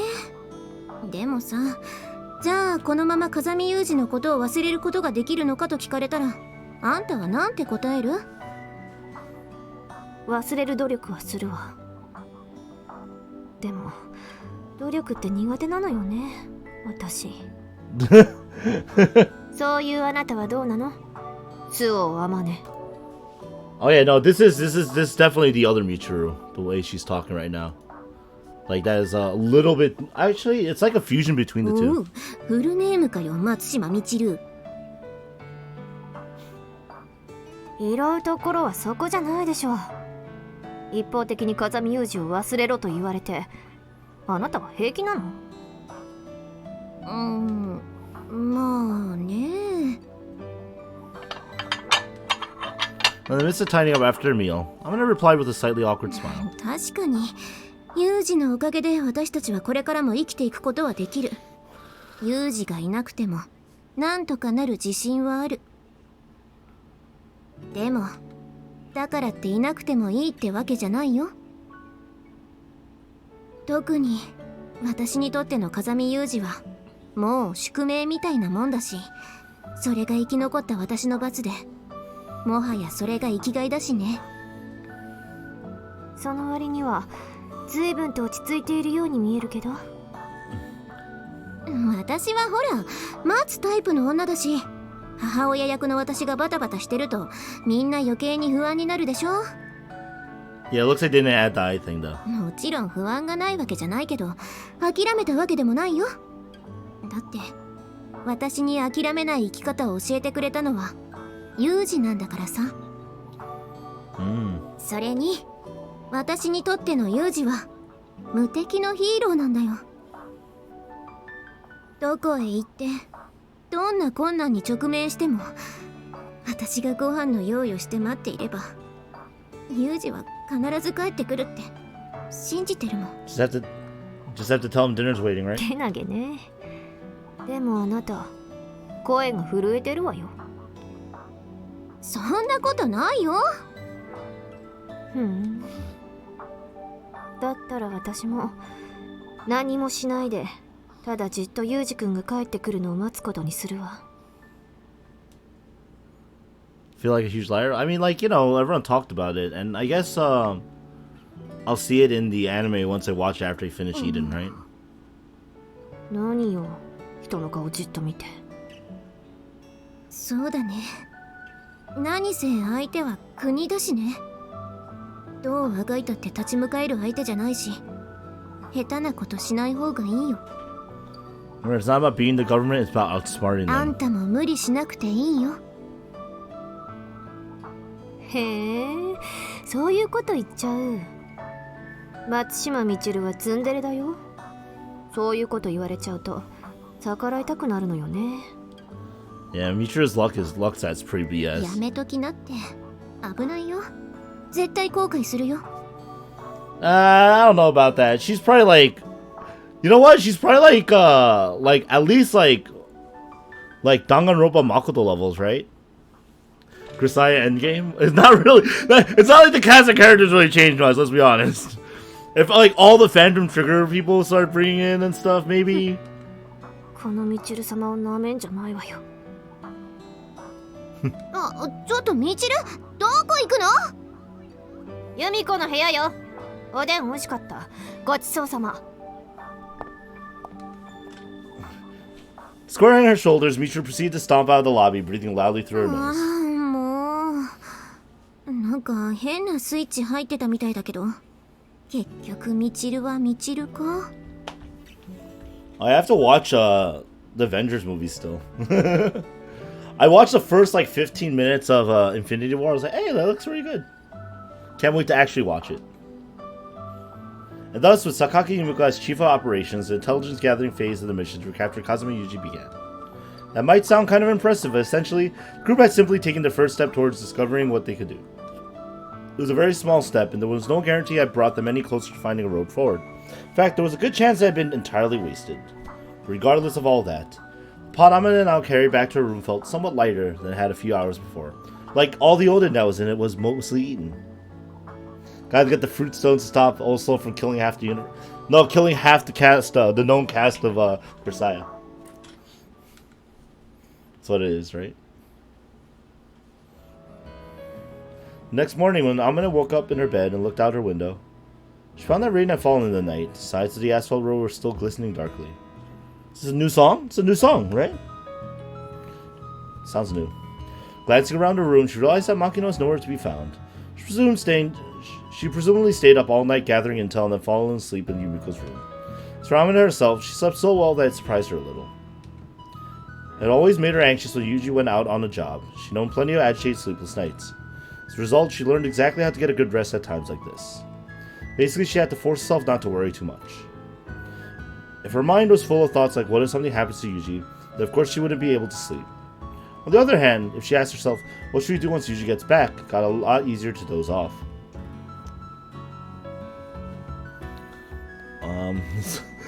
Is Sachi the Ant-Man of this series? I don't think so. Let's see. Under the circumstances, she had to admit that line of thought seemed overly optimistic. Anyone interested in marrying this particular man probably needed a certain degree of stubborn faith, only for the sake of their mental and physical health. Yeah, that's true. And so, probably something stimulating for the people who are still gathering intel, right? The seemingly carefree attitude was, in fact, a manifestation of Suamina's strength.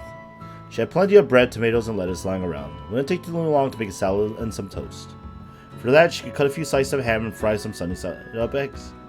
Maybe it would be easier to just go with sandwiches? That way she could have everything ready by the time the girls woke up. He didn't go to sleep. She's like, yes, I heard the new BGM, so I had to be awake for this.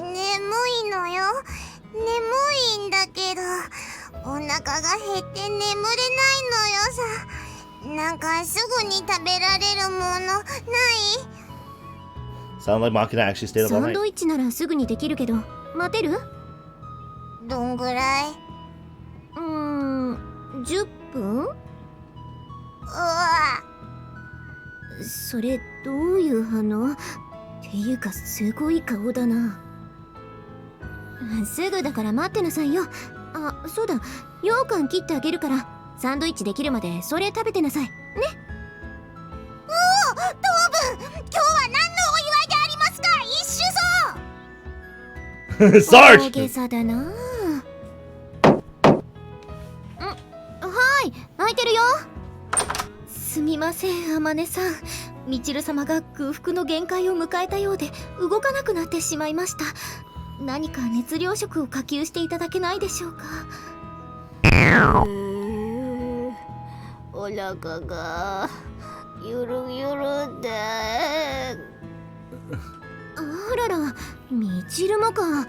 今サンドイッチ作ってあげるから、それまでは羊羹でも食べて。羊羹？どこにあるの羊羹？ Where is it? Where is it? 羊羹なら今マキナが。って、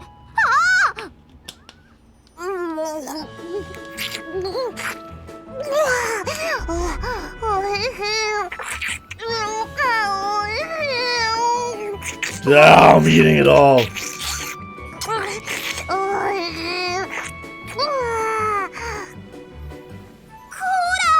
そんなエッチな顔して羊羹食べないの。 It's just jelly, 金 man. 箔を解かれた OL がご主人様にしゃぶりつく勢いで羊羹にかぶりついてますね。ねえ、さっちゃん、さ、それ他の言い方なかったのかな。It's like, well, you have to understand, Amane. We were in Yumiko's room and we did research. We got some good results, and then we got some really good results, if you know what I mean. 私の羊羹。あんたふざけんじゃないわよ。チルチル離すのよ。これは私の羊羹なのよ。 That attack. あんたもういっぱい食べたでしょ。次は私よ。これは私の羊羹なの。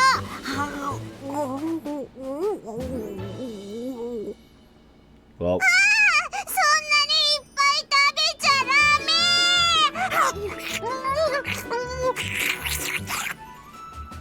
ご覧ください、あまねさん。一本の羊羹を奪い合ってのダブル状態です。エロいですね。もしかして全然寝てないの？あんたたち。 that took you a while, Amane. It took you a little bit of time there, girl. Then you have to speed that thought process はい up. 睡眠不足のせいかみんな頭が少し変です。 The Jedi! 私も加わってトライアングルに参加してもよろしいでしょうか。 Sachi just wants to get involved in some action now. ああ、もうすぐ用意するからおとなしく待ってなさい。 No matter the circumstances, human beings always grow hungry. Once you add sleep deprivation into the mix, it's not unusual for things to get a little out of hand. Amanda was herself extremely familiar with the negative effects of hunger and fatigue. With the negative effects hunger and fatigue could have on the human psyche. No one here was on the verge of resorting to violence, of course. It still pained her to see two people fighting over a single piece of food. Fortunately, there was no need for concern, so Amanda always kept herself well stocked for just such an occasion. So she opened a few cans of pineapple to tide everyone over until the sandwiches were ready. Half crazy young ladies proceeded to devour them messily, all but pushing their faces into cans. 5 minutes later, a derangement brought on by their hunger and exhaustion had finally begun to fade. はい、サンドイッチできたよ。アメリカ産の真っ黄色のマスタードとオランダ産のトマトケチャップはここね。あとは好きにハムと野菜乗せて食べなさい。チルチル食い方知ってる？食い方も何も好きなもの乗っけて食べるだけでしょ。ちげえんだって。まずパンにマスタード塗るんだって。ちょっとかけすぎじゃない。あんま辛くないからこんぐらいでいいのよ。んでな、レタス敷くじゃん。ケチャップブビるじゃん。うわあ、だからかけすぎだってば。ほんでスライスチーズとハムな。その上にスライスオニオンとトマトでパンで挟んでガブッと食うのよ。チルチルはパンの耳は落とす派？どっちでもいいけど。まあとにかく食ってみ。うめえから。はん、おいしい。 Yeah, condiments are delicious, you know? はーい、卵も焼けたわよ。 You're so cocky. 俺それがいい。なんか懐かしいわね。マキナが美浜に来たばっかりの頃はあんたこれしか食べなかったもんね。そうなんですか？そうよ、前に話さなかったっけ？マキナってば Yes. 昔は何食べさせても喜ばなくて、でもこの卵サンドだけはよく食べたのよね。 Yo, I love some tamago sandwiches, だ man. ってすっげえ美味しかったのよ。こんな簡単に作ったものが一番美味しいって言われたんだから、当時の私ショックだったな。 I'm just like, you know how I felt as a person who knows how to cook a lot of 確か meals. に美味しいです。簡単なんですか？うん、卵3個をボウルに割って塩コショウを少々。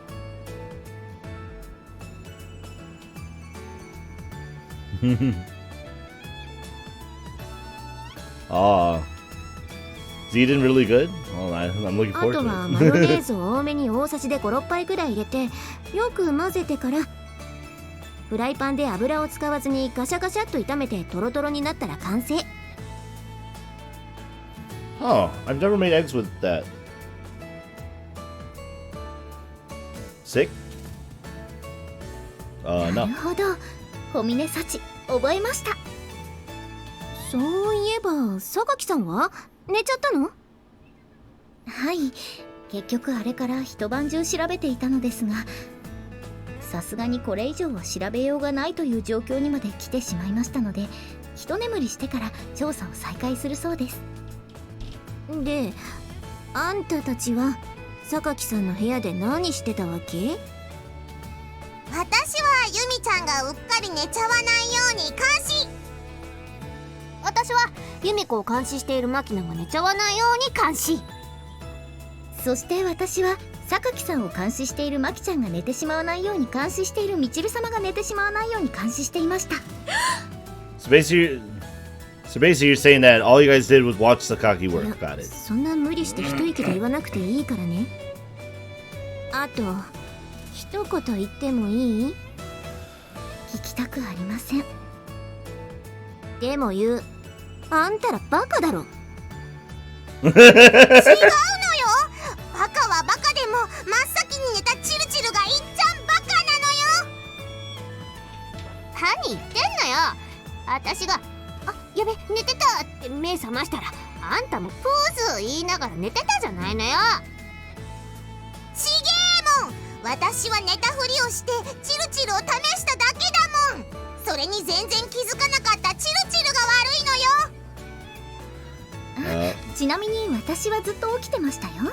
榊さんにコーヒーを入れたり夜食のおヤングの用意をしたりしてました。 Is that some instant yakisoba, I'm という guessing? か考えてみればもともと榊さんは夜型ですし監視の必要もなかったのですけれど、 I bet you would go 新し appreciate い the 情 coffee, 報 you は know? 1秒でも早く知りたかったので結局朝まで。 And I didn't even watch the そ other れで two. 何か新しい情報は手に入ったの？はい、榊さんの個人的な人脈や会員制の情報ネットワークを駆使して調べてみたところ、思った以上に多くの情報が集まりました。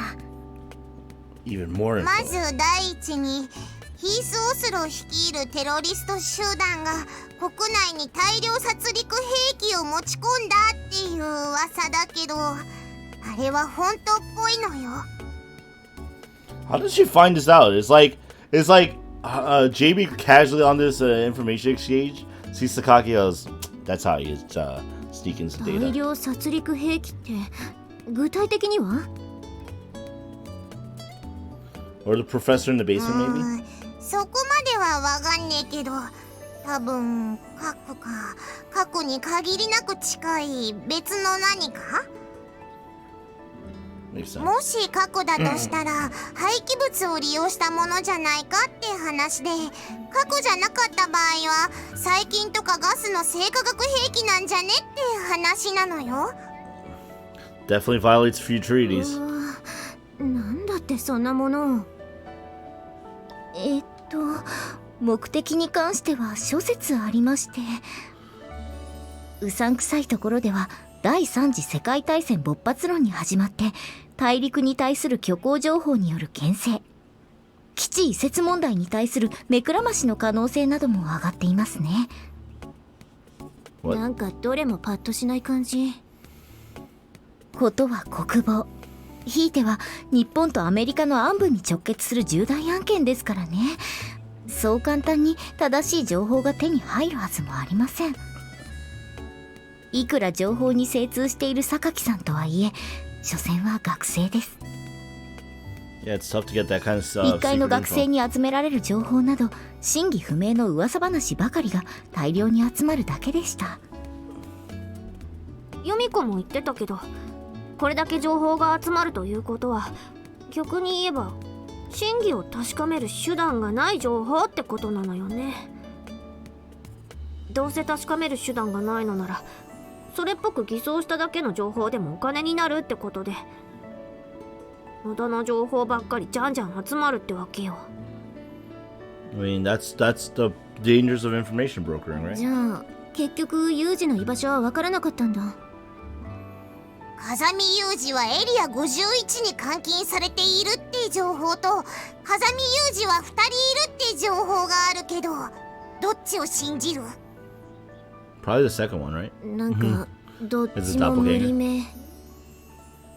今はまだ集まってきた情報の中から榊さんが真偽を見極めている最中ですね。見極めるってどうやって？女の勘だそうです。何よそれ。I mean, this is Sakaki, so she'll probably figure it out. In the end, there was simply nothing they could do. Even if they were to get their hands on accurate information, what could a handful of students accomplish with it? In the first place, why were they so fixated on Kazami Yuji? This wasn't the time for such a question, perhaps. But if they were forced to answer... そうまでして風見ユージにこだわるのかだと。ふん、愚問だな。Machina broke the fourth wall and read the narration. God damn it, だが Machina. どうしてもと問うのであればあえて答えよう。それは俺がサメだからだ。 What? なんじゃそ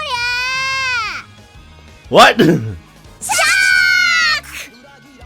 はいはい。 What? サメマンはいいから。These three really were weirdly keyed up. Staying up all night, except for a few naps, had clearly taken its 何 toll. にせようかつに動けないって状況は何も変わらないのね。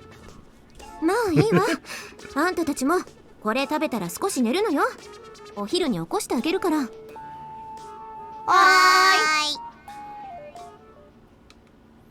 ーい。 There you go. When your enemies are on the scene and the situation itself is murky, there's a limit to what you can do. What's important isn't finding an immediate course of action. It's building up your mental and physical strength so that you're prepared to face whatever challenges may arise. Sakaki Yumiko had not slept well. Comfortably hot under her blanket, she tossed and turned for hours, and now she awoke to the aggravating shrill voices of cicadas. The silk shirt she wore instead of a pajama top was glued to her skin with sweat. It's incredibly unpleasant.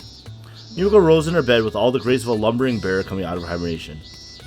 Then lowered her feet to the floor, quite cold thanks to the air conditioning. Slowly she took off her clothes and made for the bathroom. In the shower, she briefly rinsed her stiff, sweating hair with the camellia oil shampoo, and wiped the stickiness from her skin with plenty of body wash. At about that point, she finally began to regain the capacity for coherent thought. There hadn't been a great deal of plausible information among the rumors she spent the previous night gathering. Sensing that she had reached the limits of her personal investigative capabilities, Yumiko had been forced to consider altering her methods. Specifically, it didn't seem that likely that she'd get any further browsing the internet from her room, so she resolved to meet an information broker face to face. With something of a daunting prospect for a semi-shut-in, box cutter, brandishing woman whose interpersonal skills left much to be desired, there really wasn't any other choice. Under the circumstances, it wouldn't be right to complain about the nuisance, to push the task on someone else. By now, Yumiko had already decided to meet with an individual she'd settled on the previous night. The meeting place this information broker had specified was about an hour and a half from Miyama by train. The neighborhood was positioned a bit inconveniently, taking her a while to decide whether she'd go by way of Shinagawa, Yokohama, or Shibuya. When she arrived, the 5-minute walk from the train station brought her to the middle of a sloping hill road, the address she'd been given. ここね。 What is this? Despite the cellular computing device she carried with her, Yumiko was referring to a map she printed out on paper, as if to take a stand against the imminent death of analog culture. Looking up from it, she gazed at the sign of the soba shop in front of her. Sure enough, it read, Okadaya. Okadaya? Okada store? Next, her eyes found the smaller sign which read, now offering Wi-Fi, as if advertising a new menu item, and she suddenly found herself feeling rather disconcerted. She'd only just taken a shower, but she could already feel an unpleasant buildup of sweat on her お蕎 skin. 麦屋さんで Wi-Fi？ That was bizarre, extremely bizarre. We took the laptop to a soba restaurant. What exactly did that smaller sign that simply read "Made Soba" even mean? Why exactly did she have to set foot in this dubious establishment anyway? To answer that question, we would have to return to the previous night. Oh, I know who she's meeting. I know who she's meeting. She's been sitting in front of her laptop, rubbing her porcelain white chin and groaning to herself as she reviewed the copious amounts of nonsensical information she obtained. Perhaps they should change my approach? She knew much of this intelligence had to be nonsense, but she didn't have any way to separate the fact from the fiction. Accordingly, Yumiko switched her focus to searching for an individual who could evaluate the authenticity of the reports she gathered. In other words, she stopped looking for information on Kazama Yuji and began to look for information on sources who would be familiar with Kazama Yuji's case. Among these, an individual known as Jimmy Okada was mentioned as providing accurate and plentiful intelligence. Oh. Yumiko had groaned a little at the sight of that name. It sounded more like the stage name of a guitarist at a Japanese rock band than anything else. Under the circumstances, she couldn't afford to be picky. The man wasn't an information broker, so to speak. She just had to hope that meant something. She looked into this Jimmy Okada. She found that he apparently belonged to the intelligence department of a major powers armed forces, but was ultimately dismissed in relation to certain character flaws and now lived as a civilian under military observation. She assumed it would be difficult to get in touch with such an individual. That fear proved to be unfounded. A few minutes on Facebook, the world's most popular social networking website, she struck up a conversation with him. It was almost anticlimactic. In any case, while arranging a meeting with Jimmy Okada had been surprisingly easy, the place he designated for their discussion was this odd little establishment. A maid-themed soba restaurant with private rooms and Wi-Fi? Honestly, it was beyond odd. Bizarre felt about right. Sakaki Yumiko felt something like a woman who'd been drinking cocktails with her boyfriend in a stylish blues bar, only to develop a sudden need to urinate, forcing herself to decide if she looked for a bathroom. Doing her best to push her anxiety aside, she reached out to the door to the restaurant. As the sliding door rattled open, a loud voice immediately reached Yumiko's ears.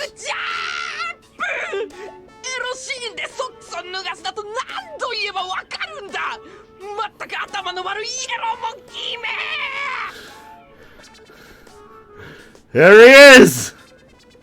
Stopping abruptly at the sound of this deranged diatribe, Yumiko turned her eyes tenderly towards its source. The employee was sitting in the kitchen holding his head and screaming as he played an aeroge on his laptop. Come to a terrible place. That's not saying, that's keeping it lightly, alright? That moment, a profound sense of regret washed over her.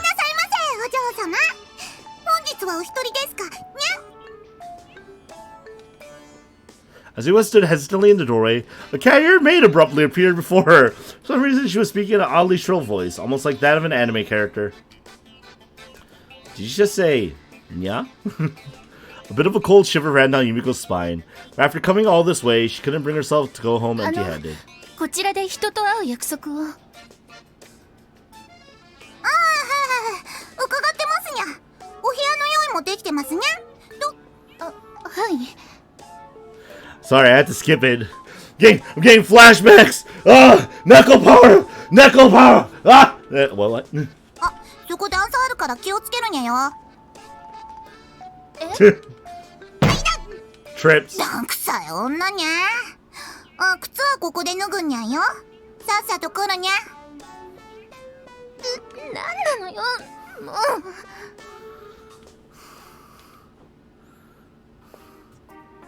Hurriedly removing her shoes, Yumiko let the superficially polite cat-eared maid guide her to the back of the restaurant, then kneeled down on her floor cushion to wait. For some time, the maid reappeared, bearing a bowl of stewed chicken giblets as an appetizer. お通しにゃ。キャンセルは受け付けないにゃ。そうじゃなくて、相手の方はまだ。まだですにゃ。ここまで来て焦っても仕方がないにゃ。ママ、一つ。 Basically, I think they're just price gouging her, right? Placing a glass in Yumiko's hand, the maid proceeded to uncork a bottle of beer. 私、お酒は大丈夫にゃ。ランチに嬉しいノンアルコールビールにゃよ。外暑かったでしょ。ママ、まずは一杯ググッと喉で楽しんじゃいにゃよ。これお品書きにゃ。ああ、うちのお店ではカツ丼って頼むとお丼のご飯の上にキャベツと揚げたてのカツが乗ってるのが来るから、普通のカツ丼がいい時は煮カツ丼を注文するにゃよ。わかった？はい。そんじゃでご注文を伺いに来るにゃ。ごゆっくり。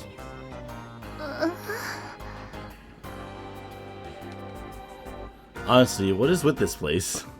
Well, whatever, she didn't have anything to do with herself until Jimmy arrived.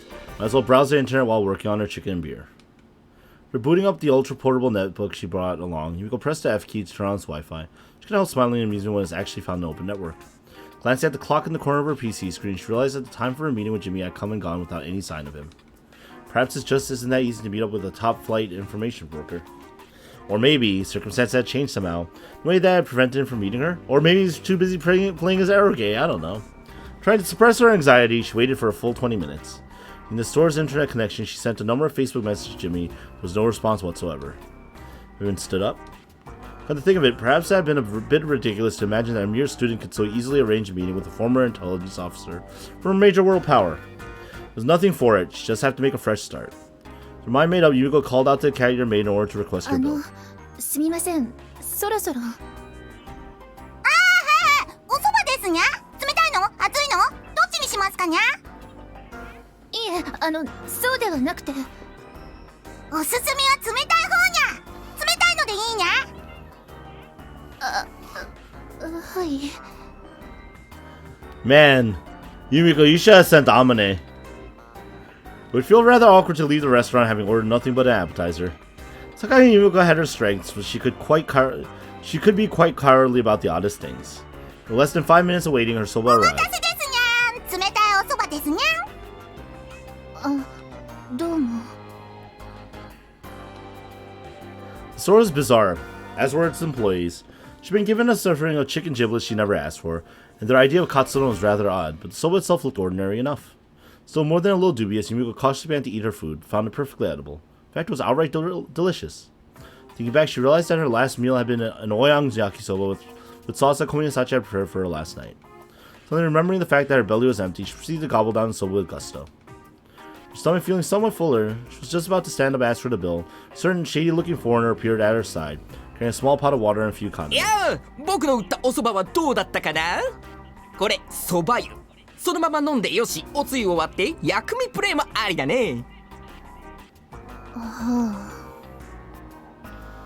There he is! This man was remarkably suspicious looking. That said, she had to admit the soba water was delicious. 何が聞きたいんだい？はあ？何か情報が欲しくて僕に会いに来たんだろ？ There's him! 君はジェームズ岡田に会いに来たんだろ？僕がジェームズだ。だって、Done! In an instant, Yumiko's mental image of a sharp, steely-eyed intelligence operative crumbled to the dust. It was something of a shock to learn that James Okada was in fact a hentai-loving nerd who played eroge while making soba. Given that Yumiko's levels of stress and confusion had already been elevated for some time, it's honestly difficult to resist the urge to scream. まあ何にせよよろしくだね。僕はジェームズ岡田。ジミーでいいよ。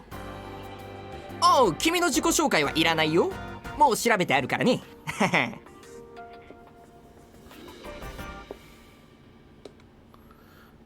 With this remark, Jimmy offered a casual, friendly smile. Calm down, Yumiko. You're on your opponent's home turf. You've already lost if you let him get you flustered. Although she honestly wasn't sure what winning would even constitute in this situation, Yumiko nonetheless cleared her throat and tried to calm herself. ジェームズ岡田って本名ですか？本名である必要なんてあるのかな？くだらない質問だね。戻ってエロゲの続きをしてもいいかい？待って、聞きたいことが。わかっているさ。君が聞きたいことは。はい。つまり君はさっきの猫耳メイドについて知りたいんだね？違う。彼女は僕の嫁さ。そう、僕が嫁と知り合ったきっかけは秋葉原のメイド喫茶で出会ったのが最初で。What? Oh no, he's a complete man-child. Regret weighed heavily on Yumiko's mind. It would have been better not to come. Was this man really a former intelligence operative who worked for a major power? Well, perhaps his personality had been exactly why he lost that job with his organization. Yeah, that's not saying much. He seemed to enjoy blathering endlessly on regarding things you hadn't even asked him about. Seemed like a potentially serious flaw for someone involved in top secret matters of national defense. というわけで僕は彼女との結婚を決めて彼女の実家である蕎麦屋を継ぐことにしたのさ。理解できたかい？はい、よく理解しました。それで風見雄二の件ですけれど。おー、はいはい、ユーズリーの話だったね。もちろん知っている。彼なら今市ヶ谷の地下に監禁されているよ。Wow, he's just like boom. There's the それは information. なぜというか、そもそもあなたはなぜ彼のことを知っているの？そこから話すのかい？もう古い話さ。He's like, well, yeah. Oh no, this one might go on for hours. The idea of listening to him prattle on was rather aggravating. An executive summary might not get her to the truth. More often than not, you'll learn more from the idle chatter of your source and the words they choose more carefully. まあ簡単に言ってしまえば僕とユーズリーは軍の同期だ。それに There you go. 彼が市ヶ谷に飛ばされた後、僕はその親会社でシステムエンジニアをしていたからね。彼のことはそれなりに知っている。Oh, there you go. ということは、もしかしてあなたがロビー？おっと、その名前の男はもう死んだよ。僕はあくまでもジェームズ岡田さ。 Why do you not like this name? 死んだ？そう、ロバート・ウォルソンはとある諜報機関の地下であるものを作っていた。というか作るのを手伝わされていたと言うべきかな。Oh, is this the Thanatos system, whatever? そのあるもの Or とは what Thanatos is? 君、名前なんて言ったっけ？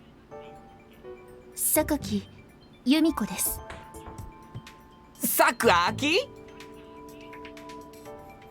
Suck Aki? どうにも日本人の名前は発音が難しいね、ジュビコ。Jumiko? 由美子。まあいい、ジュビコ。とにかく君、シギントって言葉を知ってるかい？ Oh, 確 what? か通信傍受による情報活動網のことですよね。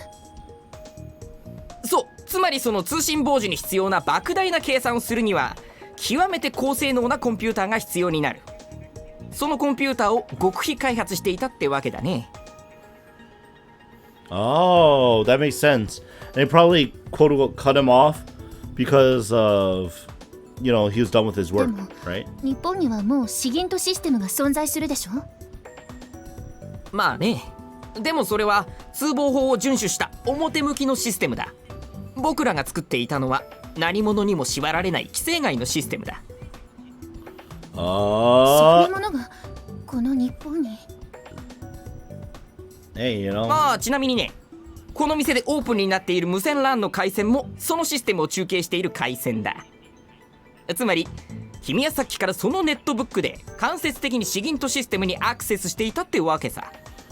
Wait, so you're telling me Robbie freaking still has access to this thing? It's like, yeah, you have access to like everything. ああ、心配はいらないよ。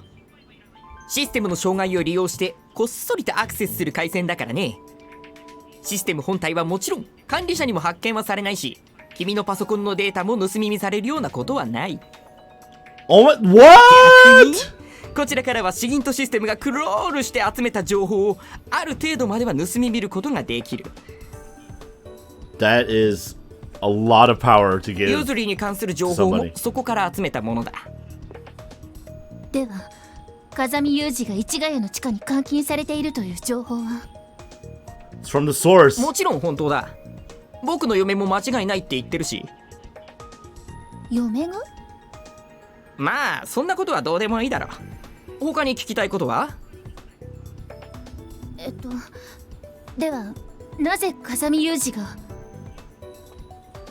それは昨日のチャットで説明しただろう。それに多くの人間が懐疑的ながらも正解にたどり着いている。クローン兵士計画？そう、それ。つまりは優秀な兵士の遺伝子を組み込んだクローンを生み出そうっていう計画だね。Alright, that's very Metal 大量殺 Gear-y. 戮兵器と同等に戦争も最後は人間っていう発想のもとに計画されたものだよ。身体能力はもちろんのこと、従順で精神的に強い兵士を作り上げる計画らしいけど、別に本気で即実戦導入を検討しているわけじゃなくて、20年後をめどに進行しているらしいよ。戦うための兵器を生み出すのと同じように、戦うための人間も作り出す。そういうこと。まあロボットを作るよりはいくらか安上がりだよね。兵器に求められるのは攻撃力よりもまず安価であることが重要だし、1機30億円の飛行機を買うよりも30人の死を恐れない兵士を買う方がいいと考えるのは、長い期間戦争を続けている国では当たり前の考え方だよね。そんな計画にどうして風見雄二が？それも簡単な話さ。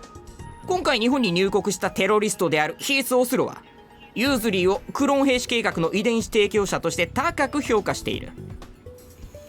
Glad he says of all names Heath Oslo. 君はどこ correctly. まで知っているかわからないけど、オスロの元にいた風見雄二は極めて優秀な殺人装置だったからね。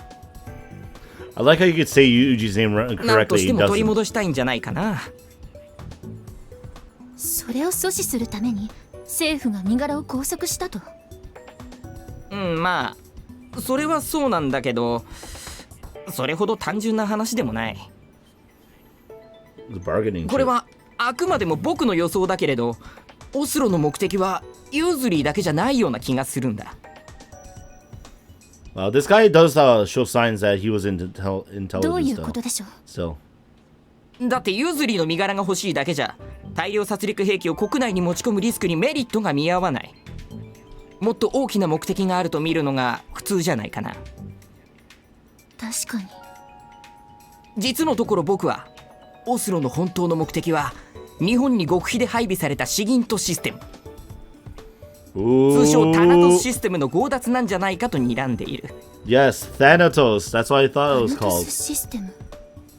そう、そんな超法規的な諜報装置があることが公になればシャレにならないし、簡単にテロリストの手に渡すわけにはいかない。そこで交渉が始まる。つまりテロリストが欲しがっているケイザミー・ユーズリーを渡すからタナトスシステムを諦めろ。もし諦めないのなら我々はいつでも彼を処刑できる準備があるとね。要はユーズリーの身柄はテロリストに対する交渉材料としてストックされているというわけさ。そのタナトスシステムには人命を犠牲にするだけの価値があると？ I mean, if it could intercept like signals at will. あるね、 Yeah. あるけれどもタナトスシステムの価値を君にどうやって説明したものか言葉が難しい。彼を、風見雄二を救い出す方法は？ないね。そもそもユーズリー本人がそれを望んでいない。そう、それが一番の問題ね。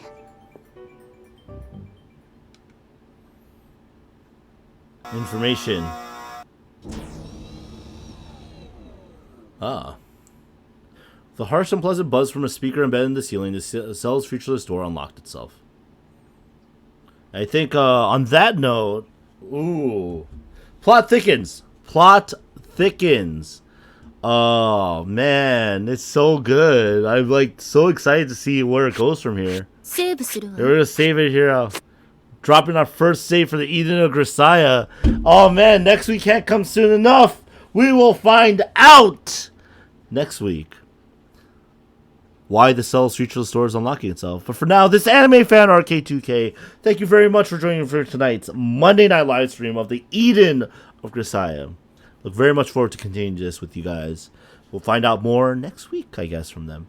You know, so I'll see you on Twitch for the rest of the week. So peace for now. Good night. Have a good one. See ya.